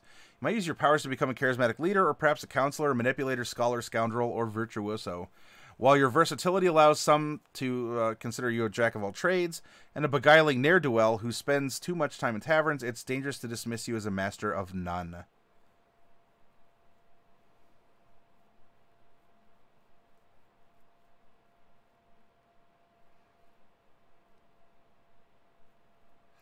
Okay, so yes, bards are occult-style magic casters. You have the power to cast occult spells using the cast a spell activity, and you gain access to the material casting, somatic casting, and verbal casting actions. Because you're a bard, you can usually play an instrument as part of your material casting and somatic casting actions, so you usually don't need spell components or another hand free. You can usually also play an instrument for your verbal casting actions rather than speaking. Each day you can cast up to 2 first-level spells. The number of spells you can cast each day are called your spell slots. You must know spells to cast them, and you learn them via spell repertoire class feature. As you increase in level as a bard, your number of spells per day and the highest level of spells you can cast increase, as shown on the bard spells per day table on 65. Some of your spells require you to attempt a spell roll to see how effective they are, or have your enemies roll against your spell DC. Since your key ability is Charisma, your spell rolls and spell DCs use your Charisma modifier. See page 291 for details. When you get spell slots a second level or higher, you can heighten lower level spells to higher levels. You must learn them at the new level to do so, as described on 192. The spontaneous heightening class feature lets you select 2 spells you can heighten freely. Okay, so we're trying to get an idea of what is a bard conceptually in Pathfinder here. So you have the ability to cast upwards, it seems. Also, I like this. You're proficient using the sap. I haven't seen a sap since 3rd edition. That is interesting. Trained in all simple weapons plus the longsword, rapier, sap, short sword, short bow, and whip. The whip.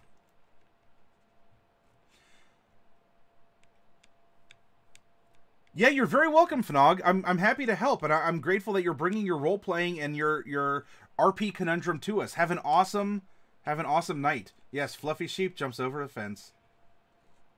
Mayuri, I've seen Roll20 used in the roleplay series by JP. Personally, I'd want to be a player first, but my other friend might want to learn to DM. I can't ask my friends right now because they're sleeping. Well, I mean, there's plenty of days left ahead of you, Mayuri. Don't worry about it. Fluffy Sheep. Oh, kids these days have web phones and Snapbook and InstaChat and all manner of gadgets in gigas. Imagination says you can always try to make good friends here on Twitch and play online using a virtual tabletop or Roll20. That's what I did. I personally took a while to build that friendship, but I have no regrets with this online experience. Corrida, if you pick up one of the short pre-made campaigns, you can even cycle who DMs, so everyone... Yeah, that's good advice. A sap, think of a sap like,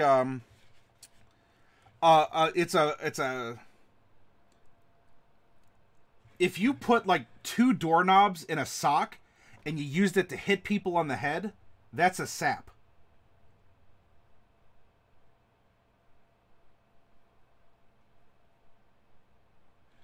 Being a DM is actually extremely easy. It does take a little more time, but it's definitely not hard.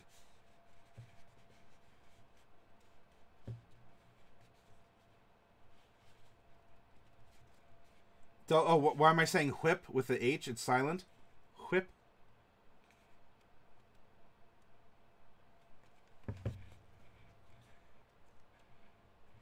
Yep, very good advice. Everyone, memory, I do agree. Imagination agrees too.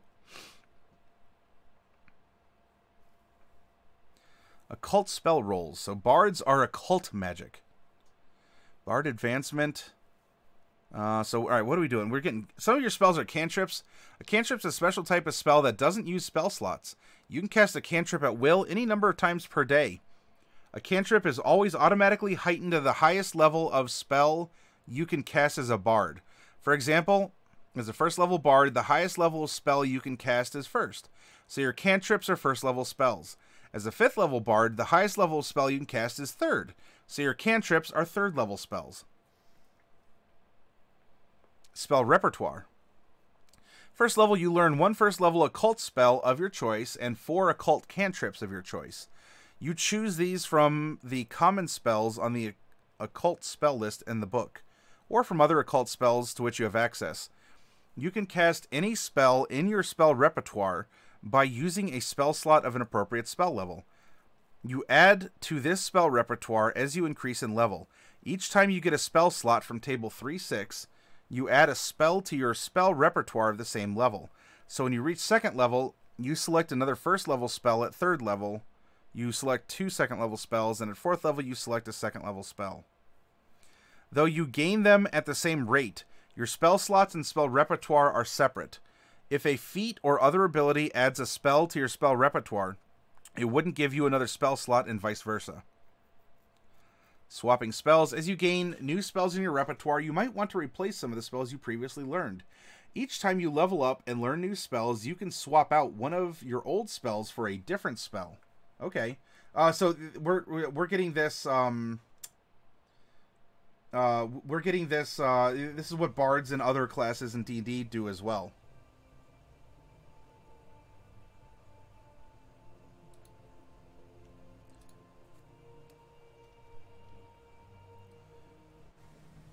Compositions are a special type of spell that require you to use the performance skill as part of their casting. At first level, bards gain 2 types of composition spells. Composition cantrips and composition powers, which both have the composition trait. You gain the Inspire Courage composition cantrip, which boosts your allies' attacks, damage, and defense against fear. This is in addition to the cantrips you choose from the occult list. Feats can give you more composition cantrips. Unlike other cantrips, you can't swap out compositions gained from bard feats at a later... Oh, so you can swap cantrips in this. You can also cast a composition power called Counter Performance that protects against auditory and visual effects. You have a pool of spell points you can spend to cast this spell. Your maximum number of spell points is equal to your key ability modifier, minimum 0. You regain all your spell points during your daily preparations. You can cast Counter Performance only by spending 1 spell point, not using spell slots. This power is automatically heightened to the highest level of spell you can cast. Some bard feats let you learn more composition powers, and such feats typically increase your pool of spell points.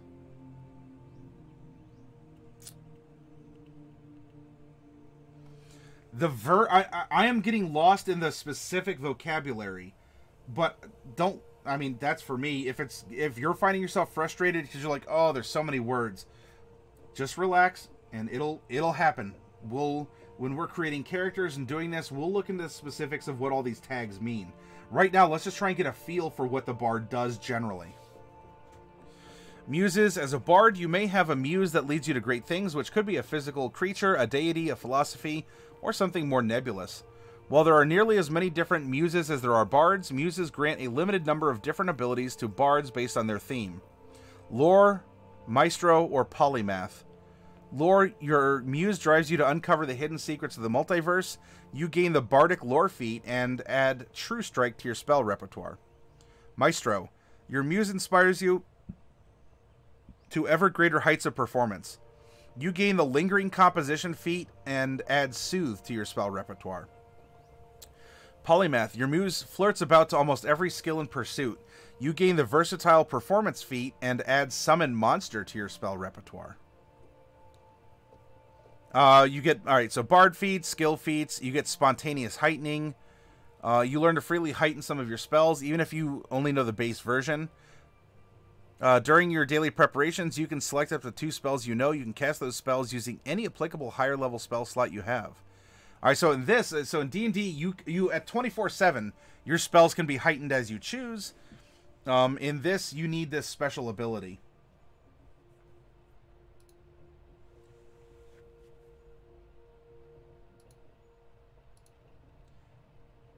You only have 2 friends you'd probably play? That, you know what? If it's a DM and 2 people, you can still run that, Mayuri.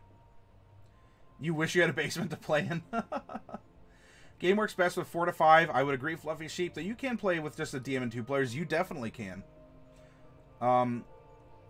Fluffy Sheep, there are a zillion D&D streams now, including here on Tuesday nights. And yeah, Mayuri, you can watch us play also. If you want inspiration. In fact, our last night's session will be going up sometime coming up in the next 24 hours. But Mayuri, if you want to watch our workshops if you want to watch us play D&D, if you want to watch us create campaigns, if you want to watch us create maps and all this other stuff, Mayuri, you can also see these presentations on our YouTube channel. As well, if you have joined our Discord, if you come over here and you come all the way down to past content, every week we make a compilation of the things that we've gone over. If we've created characters, if we've created maps, or if we've outlined a campaign, and you can have access. You can download this or watch this this information for yourself.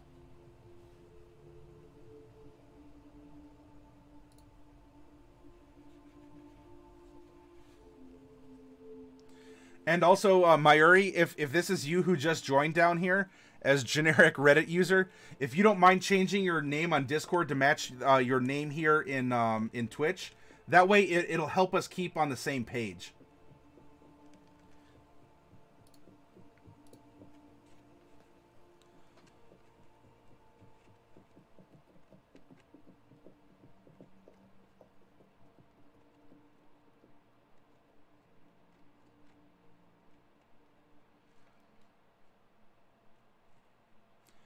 Composition, metamagic. Oh, so bards are getting metamagic feats. Trigger when you begin casting a spell and typically require you to spend extra spell casting action to alter the spell's effects. You can't use metamagic feats if adding an action to the spell would make the spell require more actions than you have remaining on your turn.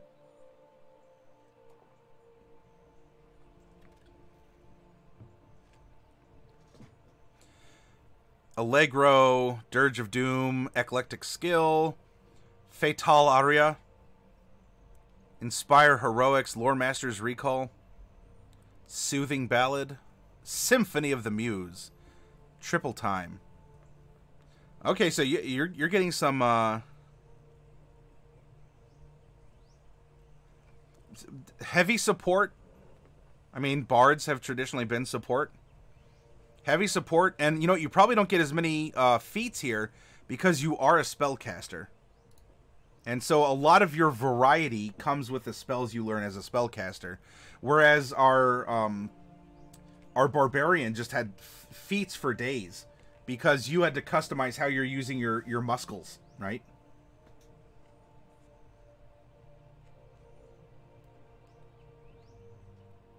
Fluffy, that is also excellent advice.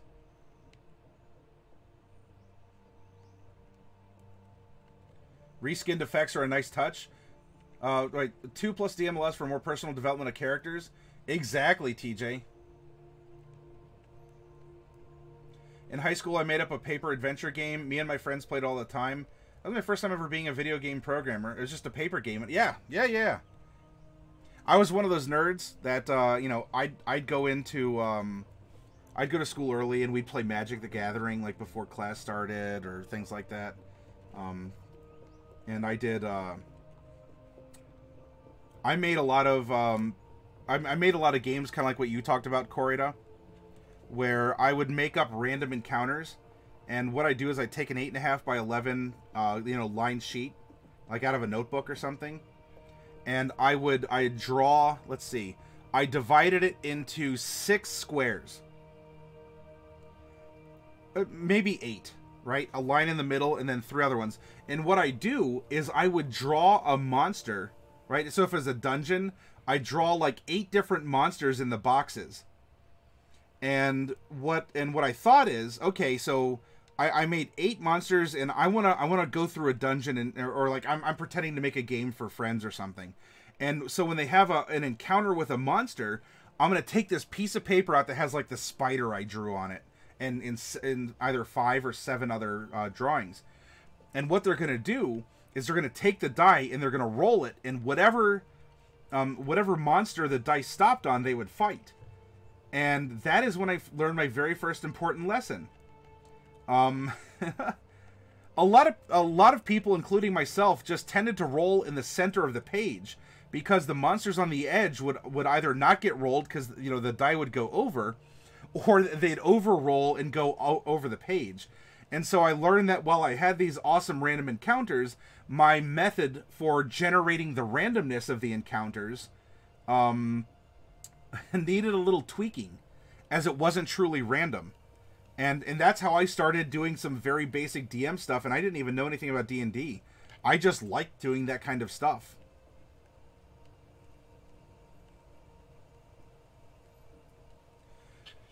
No, Mayuri, that's fine. It's like saying that you watch a ton of subtitled anime and you have a grip on some of the basic Japanese phrases and words.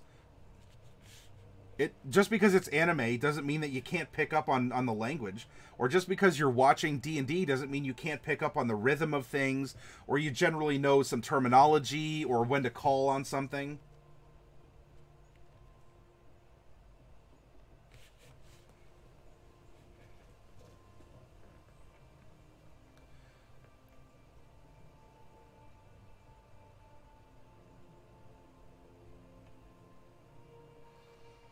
Deities work their will upon the world in infinite ways. I think we're gonna end tonight with the examination of Cleric, and then we'll pick up tomorrow night with what Druid I think is after this. Deities work their will in a world of infinite ways, and you serve as one of their most stalwart mortal servants. Blessed with divine magic granted through the grace of your deity, you live the ideals of your faith. Adorn yourself with the symbols of your church, and train diligently to wield the weapon favored by your deity. Your spells might protect and heal your allies, or they might punish foes and lay waste to enemies of your faith, as your deity wills. Yours is a life of devotion, spreading the teachings of your faith through both thought and deed.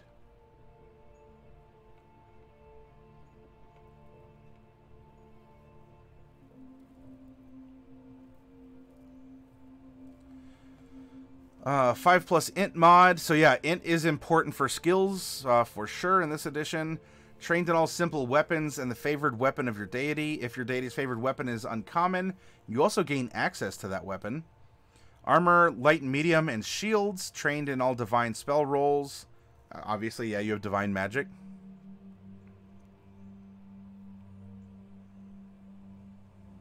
Huh. Others probably expect you to heal all their wounds. Ah, the fools.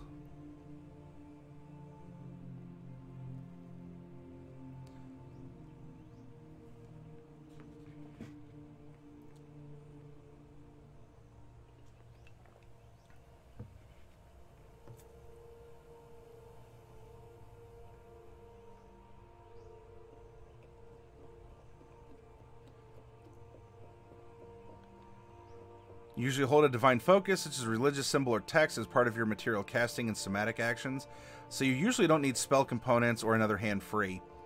First level, you can prepare 2 first level spells and 4 cantrips each morning from the common spells on the divine spell list of this book. Alright, you can heighten spells. Okay. Deity and domain. Choose one deity you revere above all others. The most common deities in Pathfinder appear on 3-9 deities on 72 and 73. This table lists each deity's name, areas of concern, and alignment, followed by the benefits you get for being a cleric of that deity. Your alignment must be one, and this is going to be me griping, but this is turning things like alignment into a mechanical choice. I love how 5th edition simply gave a domain and doesn't necessarily have an alignment restriction, but that you're operating with a domain that could be a concept, it could be a god, it could be a pantheon of gods, or several of an entire pantheon. Your deity grants you a signature skill and the trained proficiency rank with the deity's favored weapon. If the favored weapon is uncommon, yeah, you get access to it. Select one domain, a subject of particular interest to you within the traditions of your religion, from your deity's list of domains. This domain grants you a special kind of spell called a domain power. Each domain's theme and powers appear in 310. Domains on page 73. By choosing a domain, you gain a pool of spell points you can spend to cast domain powers. So, more kind of mini accounting with a separate pool of points. I say that neutrally. I mean, it sounds a little bitter. I say that neutrally. You regain all your spell points when you prepare your spells. You gain the initial power tied to your domain when you select the domain. Your initial domain power costs 1 spell point to cast and is automatically heightened to the highest level of spell you can cast.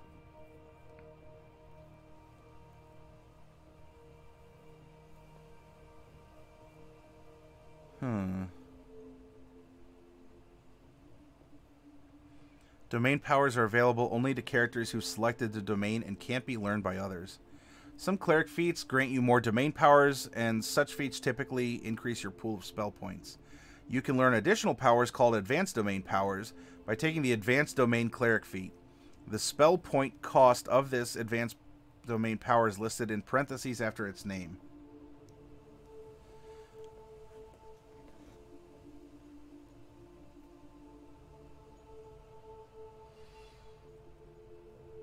Okay, so you also get cantrips. You do have anathema like barbarians who choose a particular totem. Actions fundamentally opposed to your deity's alignment or ideals are anathema to your faith. Committing acts, learning, or casting spells, and using items that are anathema to your deity take you out of that deity's good graces. Casting spells with the evil trait is almost all... alignment spells, blah. Casting spells with the evil trait is almost always anathema to good deities, and casting good spells is likewise anathema to evil deities. Similarly, casting chaotic spells... Yep. A neutral cleric who worships a neutral deity isn't limited this way, but their alignment might change over time if they frequently cast spells or use abilities with a certain alignment. No, I don't want mechanical alignment. Wah, wah, wah. I'm a spoiled first world problem baby. Wah.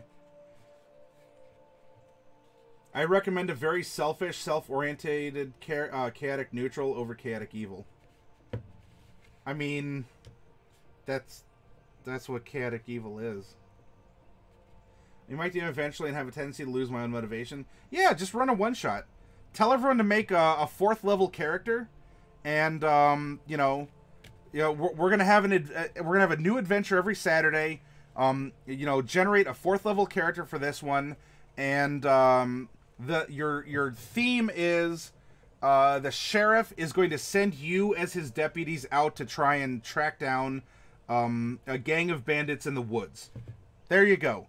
You delivered a prompt. People can spend the week generating a 4th level character, and then you sit down, you have a fun one-shot, and you go from there. And you know what?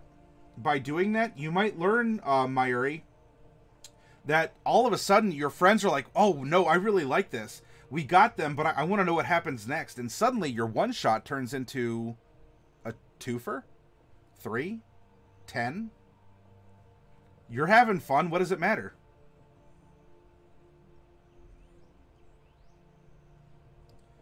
What's the thing called where you kind of split XP and have 2 classes? It's called multi-classing.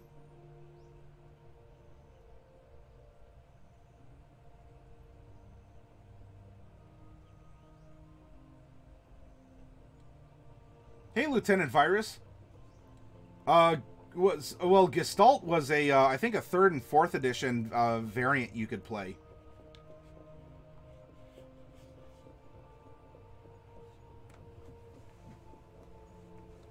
Yeah, Gestalt is different. Also, Mayuri, you may not want to play with experience points. You may want to just do things by the milestone system, where after they accomplish certain things, certain points in a story, you just tell them that they level up.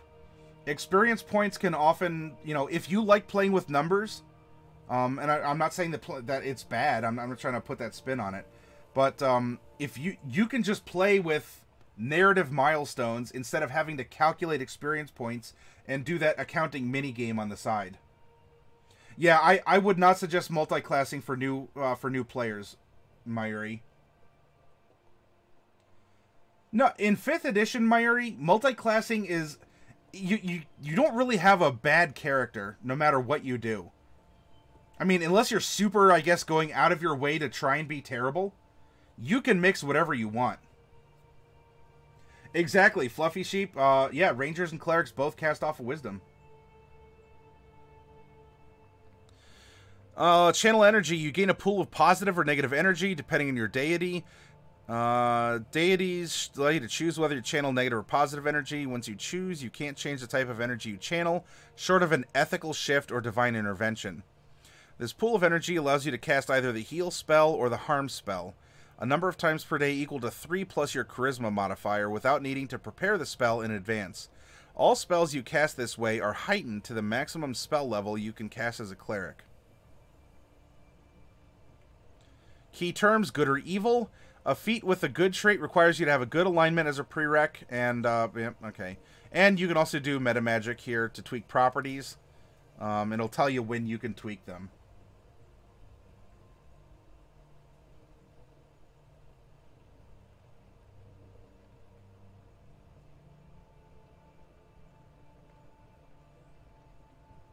Expert spellcaster, legendary, okay.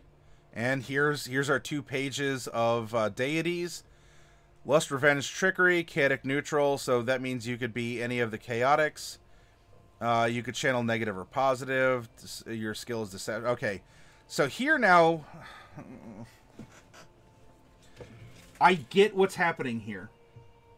My brain, unfortunately, fortunately or unfortunately, when I see this table, I can't help but think that this undermines the concept of the deities, and it turns a deity into nothing more than a statistic for a character to slot into a character sheet.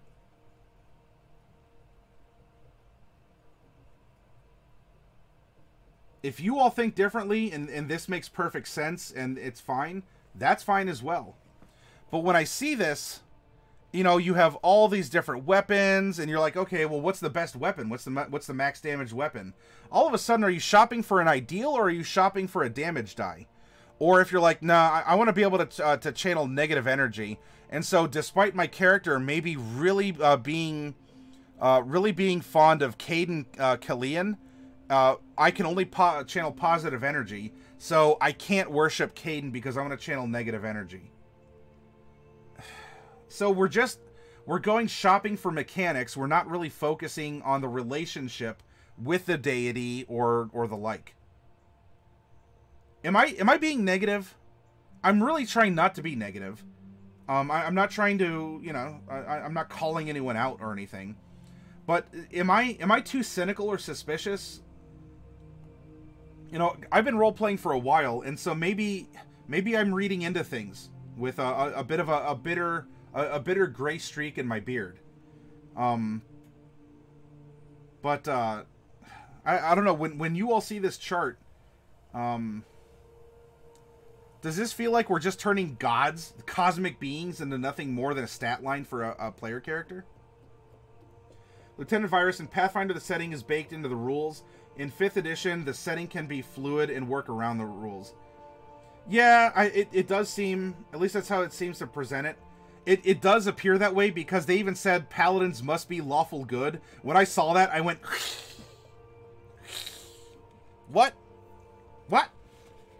I thought we were over this. We've been done with this concept for like 20 years.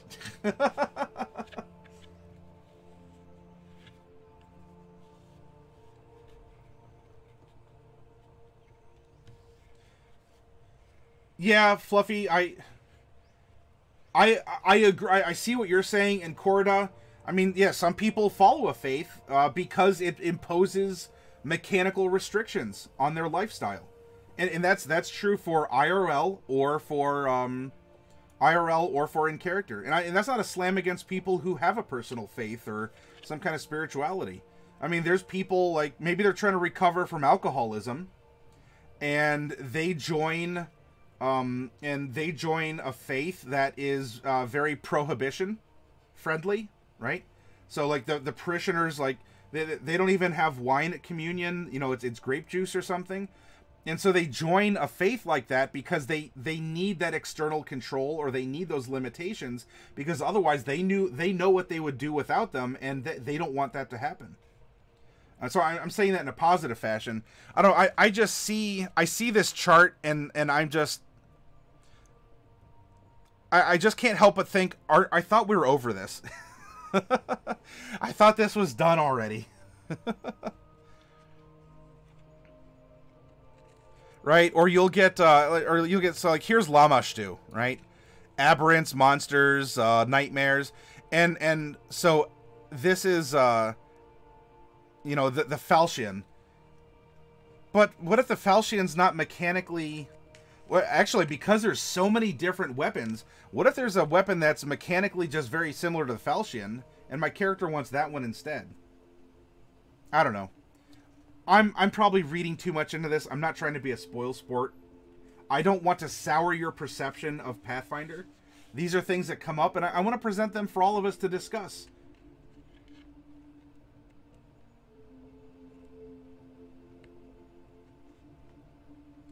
Maybe the god of death isn't a malevolent being and has been painted as such by various entities. They are, in fact, a natural part of the cycle of life. Allow your players to interpret their god. See, like, yeah, taking something like that. Here, let's find domains. Let's find a death domain.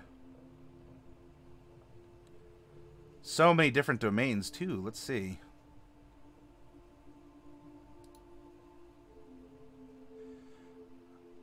Norgober. Death, secrecy, trickery, and wealth. So you can only channel negative, but there is a death down here of positive. Birth, death, fate, and prophecy. Norgober, greed, murder, poison, secrets. Has 4 aspects: ally of poisoners, black fingers, murderers, father, Skinshaw, the thieving, Grey Master, and the secretive reaper of reputation. Death, secrecy, trickery, wealth, death, fate, healing, knowledge. So here they share death. And that's about it. Now, from all of the different domains contained in the god's overall portfolio, you do get to choose. So so we could have two clerics of Pharasma, or heck, we can have a cleric of Norgorber and one of Pharasma, and both of them chose the death domain, even though they're vastly different characters. Or we could have 2 clerics of Pharasma, and one chooses death and one chooses healing, and we're going to have 2 different clerics, especially because of all the different feats that they can take. So I'm not worried about reputation. I look at this as canning a faith into a mechanical, into something mechanical, I guess. I don't know. You wonder about integrating specific deities into the rules. Does it restrict what DMs can do? But bro ties are cool. Thank you for the YouTube subscription. Bro ties are cool. Maybe the god of death, oh yeah, isn't malevolent. I also wonder about integrating specific deities into the rules. Does it restrict what DMs can do with world building? Yeah, I mean, well, if you're playing in the campaign world, which it does seem to want you to do. I don't know, D&D, they've had a lot of language saying, look, you do you, boo-boo. You do you. We'll present you campaign options, and we'll put in, like, here's a Dragonlance reference. Here's an Eberron, well, here's a supplement, but, you know, Faerun is kind of the generic D&D world now. It's no longer Greyhawk. But this does seem, as I was it Virus said, that it does seem to bake in the setting to the rules, so that when you play Pathfinder, you are in this fantasy world specifically. The key thing to note, I think, is it based on the Paizo world, Forgotten Realms, right? No, Forgotten Realms is D&D. That's Faerun. So if you decide in a different world, you could, you could break out of it in a homebrew setting. It's just that because the base rules are mechanically inclined towards what is presented as the starting world, I think 5th edition has really spoiled me. With my personality, the way that I think and live my life, I love the options, but I like being able to take an option and be trusted as a player to interact with the option and to make it a part of something that I want to do. It's that intrinsic trust in the player that they are competent, that they are imaginative, and that they can play the game how they want. So this isn't implying, I don't think, that you are incompetent, but it does tend to put blinders on you when you're making a character of, oh, well, I guess I can only play a cleric of Norgorber or Pharasma if I want a death cleric, even though I really think Desna would be really, really cool. Because I see death as, you know, you go up to the celestial heavens and the moon, and it involves travel because it's a journey. And so I see this as a presentation that it might be intrinsically limiting, not really insulting. I don't want to get that across. And even for the social notes that the campaign setting was making before, are they really trying to browbeat a message into you? I would hope not. But by the presentation, it seems to show that you can't be trusted to play this game as you would yourself. That it has to be guided. It has to be on rails or in a part of a set setting. But I think I'm spoiled. So my biases are clear. And so when I make a complaint or I say this is cool, you have a grain of salt against which to measure my opinion. And none of you out there have to agree with me. Or some of you may not. All of you may agree. I don't know. That's the beautiful nature of this table at a game store we're sitting at. And we're having a conversation. Pathfinder is it's a game that was born after D&D 3rd edition turned into, had a 4th edition release. And the prior publishers of D&D material had the publication rights revoked, and they said, well, we know a lot about RP stuff. People still want to play a kind of 3rd edition Dungeons and Dragons, so we're going to make our own fantasy game called Pathfinder.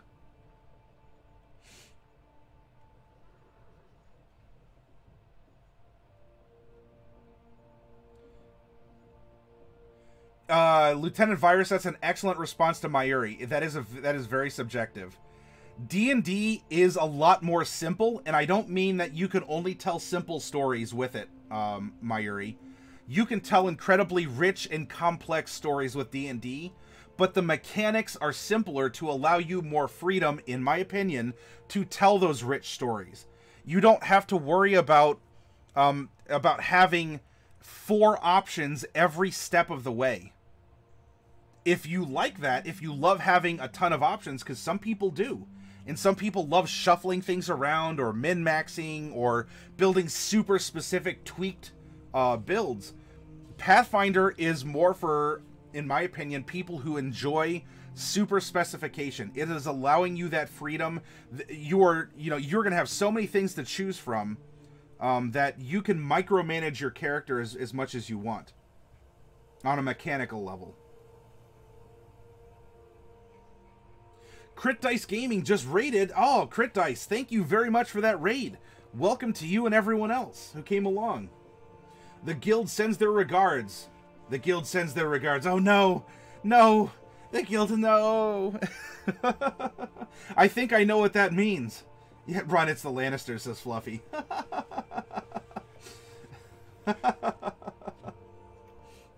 Crit Dice, yep, I'm done for. I'm gonzo.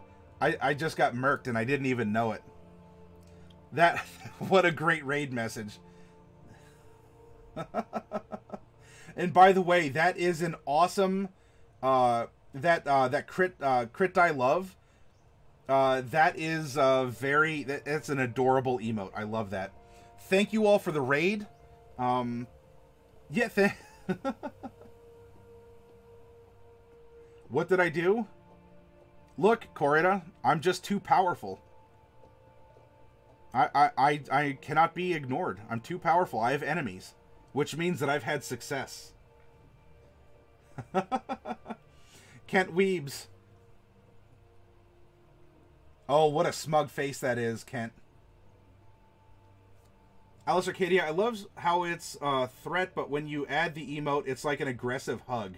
Yeah, right. So you just hear that from behind, like, you know, you're walking down an alleyway, and from behind you hear the guild sends its regards, and you know, the person in front of you like reaches into a cloak and then suddenly just holds out his hands and he says, "Bring it in. Here we go. Oh, nuzzle, nuzzle. The guild sends its regards. You were a good boy."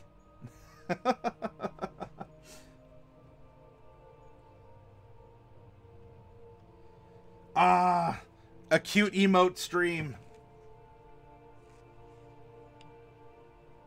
Dolphin love. Oh, that's a cute lurking emote too. Man, y'all have good emotes. I will one day, I swear, I will have good emotes too. Just you wait. Nah.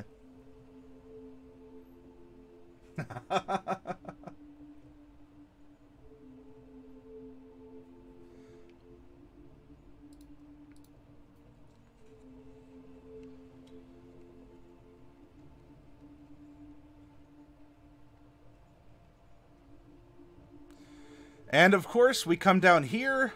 Look, D&D kept it simple. There's, well, technically 8. There's 7 domains in the PHP, and then you have the death one in the DMG. Here, if you want to micromanage your domain, you can do so. You know, you'll get a domain power, and it'll give you something advanced for later on. And you, as a cleric, well, it looks like most deities give you access to, like, one of 4 of these. But here's an entire list of domains for your Pathfinder cleric.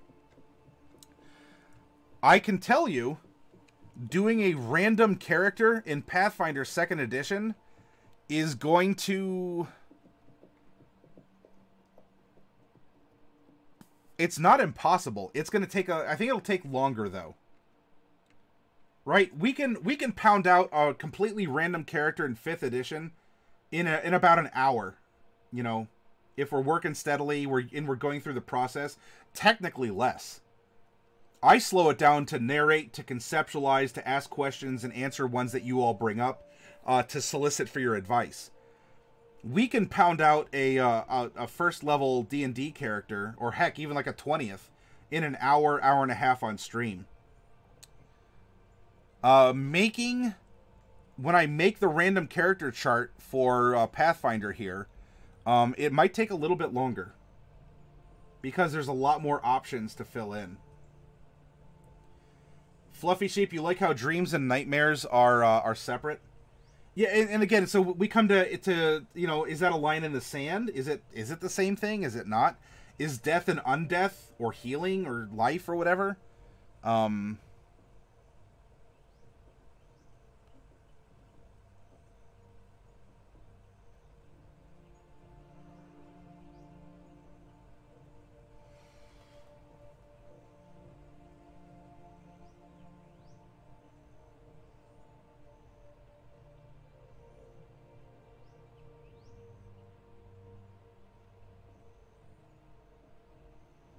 And of course, each of these looks like it has a different domain power.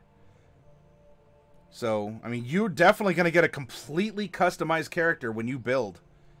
Hum,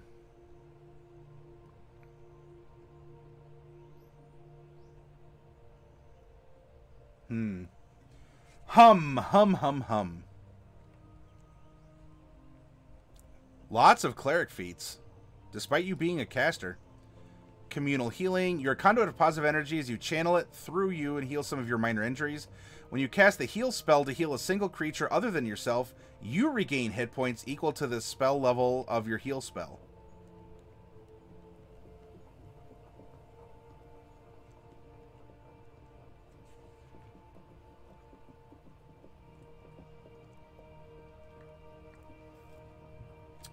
Deadly Simplicity. So this is... I don't know. You could increase the damage die by 1 step. If the weapon already has a damage die of 12, you gain no benefit. If your deity's favored weapon has the unarmed trait, such as if you worship Irori, and have the fist as your favorite weapon, its damage die is lower than D6. This feat increases its damage to D6. So this is a way...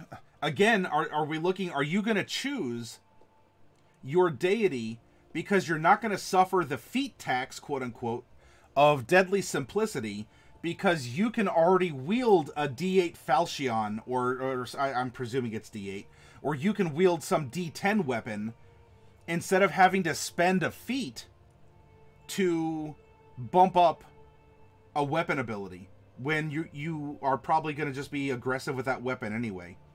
And so now we're shopping for religion, and something just seems not right about that on a fundamental basis. I get it in a game of mechanics where we're min-maxing, and we're treating every aspect of a character as a mechanic, and how the mechanics fit and combo together and all this. But I don't know. I see something like Deadly Simplicity. I'm like, yeah, that's cool. Except now I see it, too, as this is a feat tax. Because if I want to attack and I want to be as good as, with a club as someone with a longsword or something is, now I have to take a feat where the longsword cleric didn't have to take the feat and still gets access to whatever cool domain that deity has.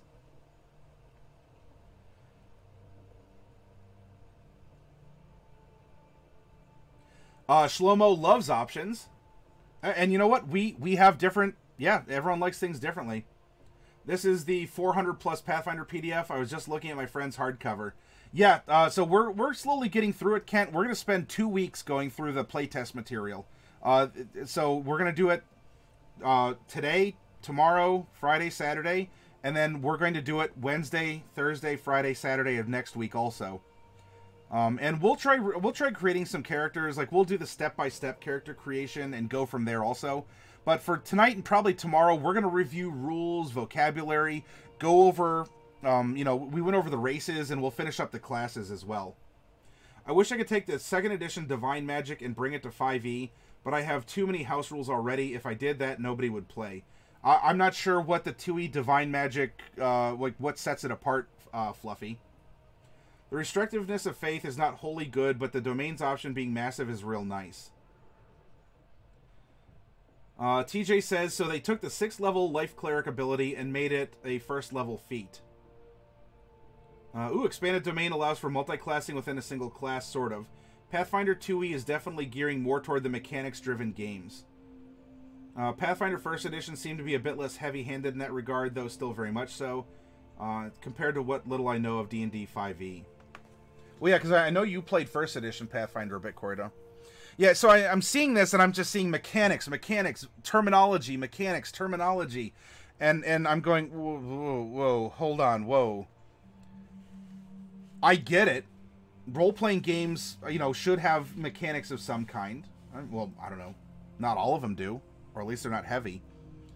And this is, again, coming from someone who says he likes 4th Edition D&D.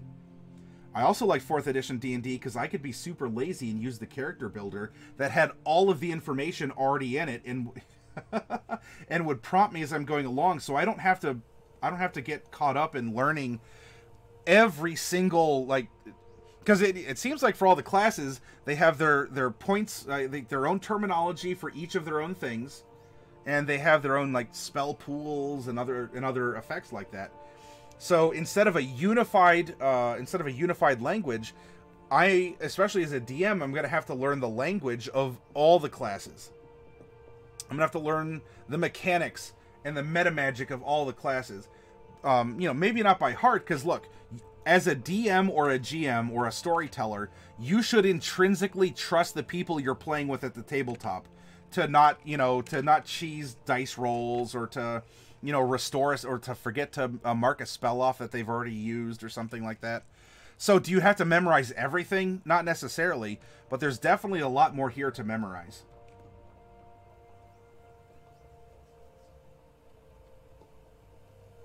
Sense of trusting. Dun dun dun. That's right, Shlomo. You have to trust your players.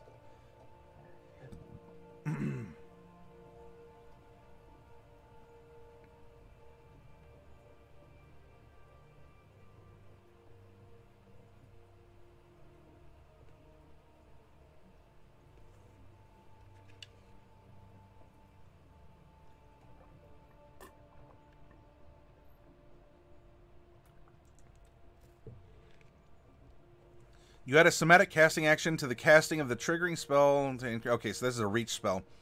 You start to cast a spell that has a range. The spell must have a maximum of 2 spell casting actions.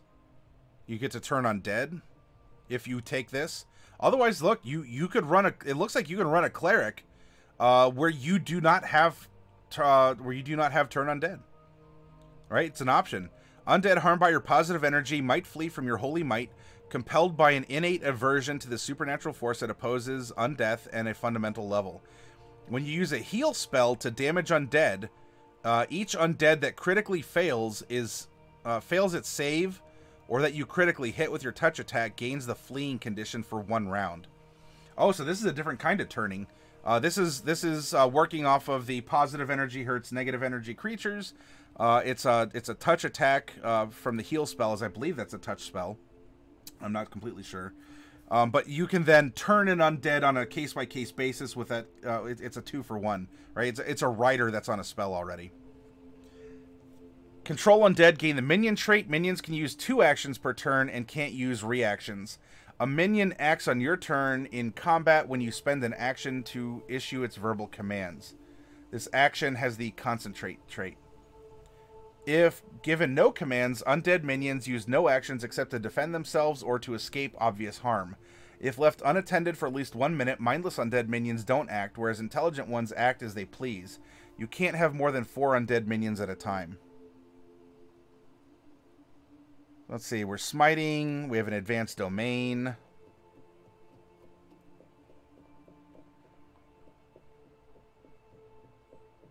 You can prepare additional cantrips. There's command undead.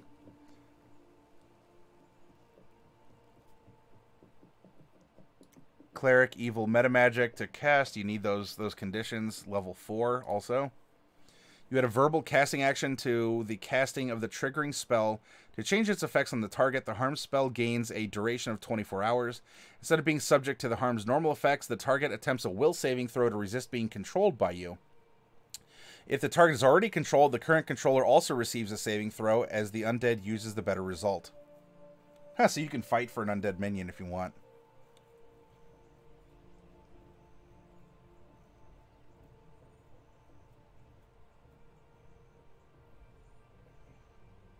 Oh, here we go. Yep, harm or heal. You can make the area a 60-foot cone instead of a 30-foot aura. All right, a 30-foot aura of a heal spell. We are in 4th edition D&D, my friends, where you had a where you had your cure spells of people who were within a 5 square radius around you. My zombie. That's right, Shlomo.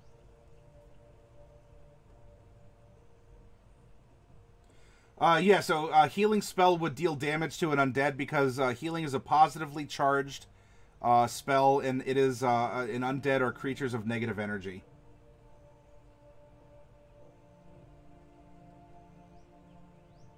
I just realized how noise canceling my headphones are. I could barely hear my fan going. Prestige classes have been a thing in Pathfinder First Edition. I don't know if there's prestige necessarily because you can you're tuning your character as you go along. It could be an advancement in options. That's a couple chapters ahead though, right around here.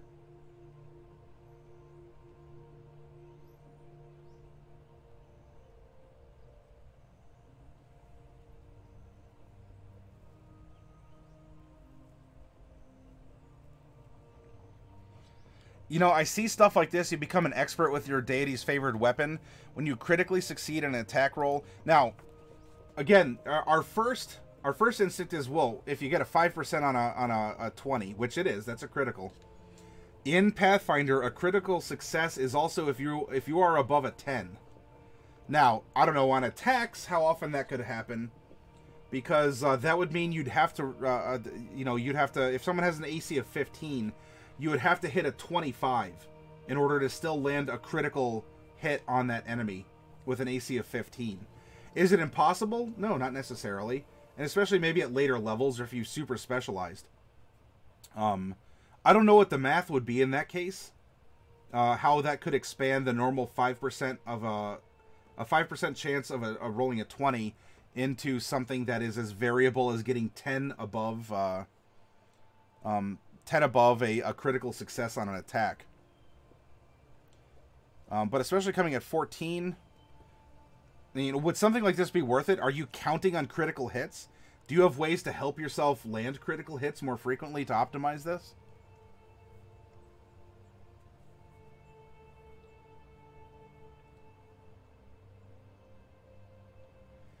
Pathfinder 2 character creation looks like piecing together Legos in the configuration you want. It's just a 50 Kerbillion piece Lego set. Well, yeah, so it's like it would be like going to the Lego factory, and they say build whatever you want, and you have the entire factory to choose parts. Cool, but I I want to go home sometime.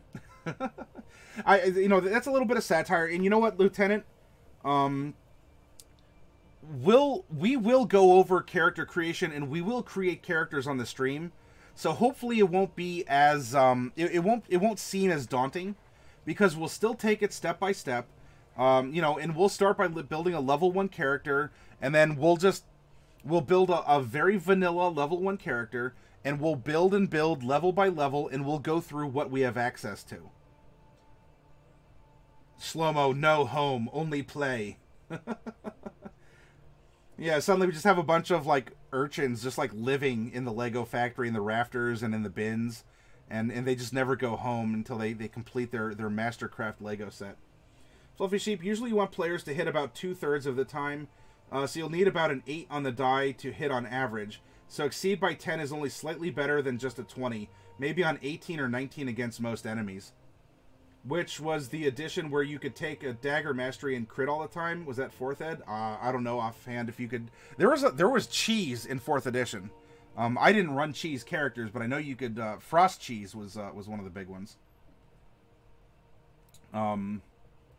So you're saying that something like that would expand a critical to maybe a 10 or 15% chance? Yeah. Also, I'm sorry, Fluffy. You gave an answer to the question I asked. Second edition Divine Magic is a lot like this. Your deity gave you access to certain domains, and you could only use the spells that were in that domain, although some spells were in multiple domains. So you had weird options for the spells that were actually available.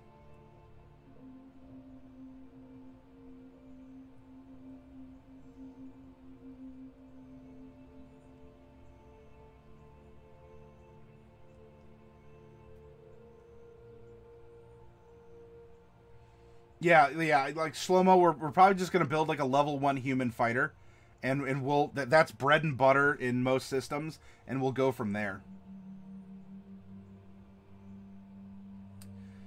Which was the edition where you could take dagger mastery and crit? Okay, yes. Name him Norman. Was it some real stinky cheese? So frost cheesing in 4th edition, yeah, it was kind of some stinky cheese. TJ Fate. In fact, it was so stinky cheese that we'll put stinky cheeses in chat right here. Okay.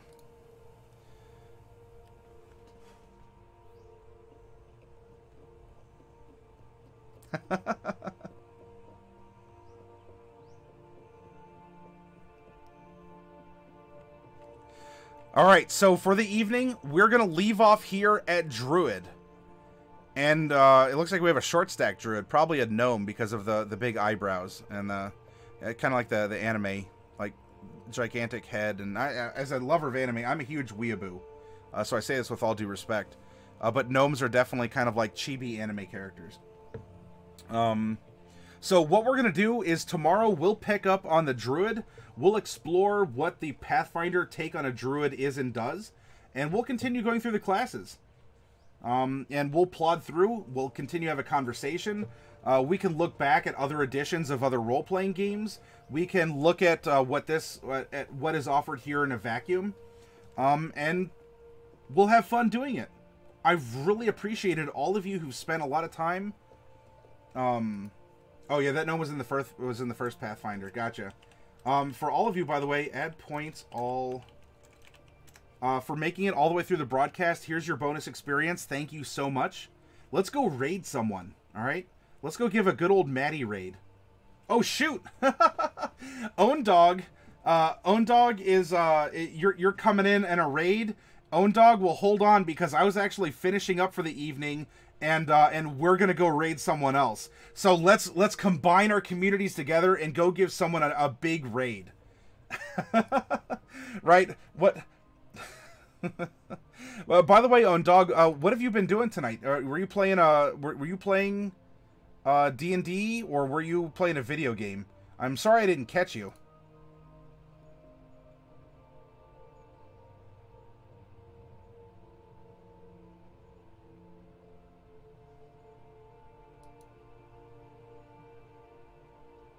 Oh, it looks like you might have been playing Hearthstone.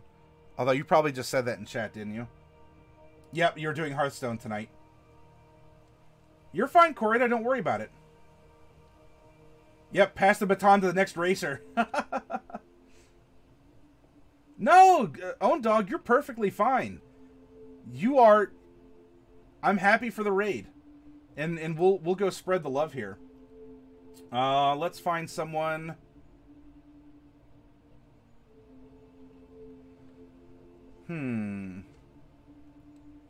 Is anyone doing some kind of workshop? Someone's doing Pathfinder Thursday. Oh, a King in Yellow campaign. Very interesting.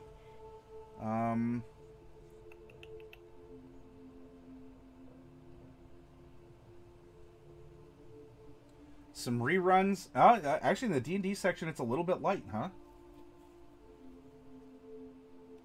Casual RP is casual D&D at its best. All right, let's go raid Casual RP. I kind of like the sound of that title. I'm a filthy casual D&D player myself. We have not raided or interacted with Casual RP before, so let's go see who they are and what they're doing. Raid Casual RP. Yeah, Volvo, thank you for being around. Own Dog, thank you for the raid. For Virus, Memory, Corrida, Shlomo, TJ, Fluffy Sheep, going through here. Mayuri, welcome, by the way. For all the others, thank you for participating. Alice Arcadia, I love how it's a threat when you add the emote. It's like an aggressive hug. Yep, everyone who came over in those series are raids too. Kent Weebs, Crit Dice Gaming. Yeah, thank you so much.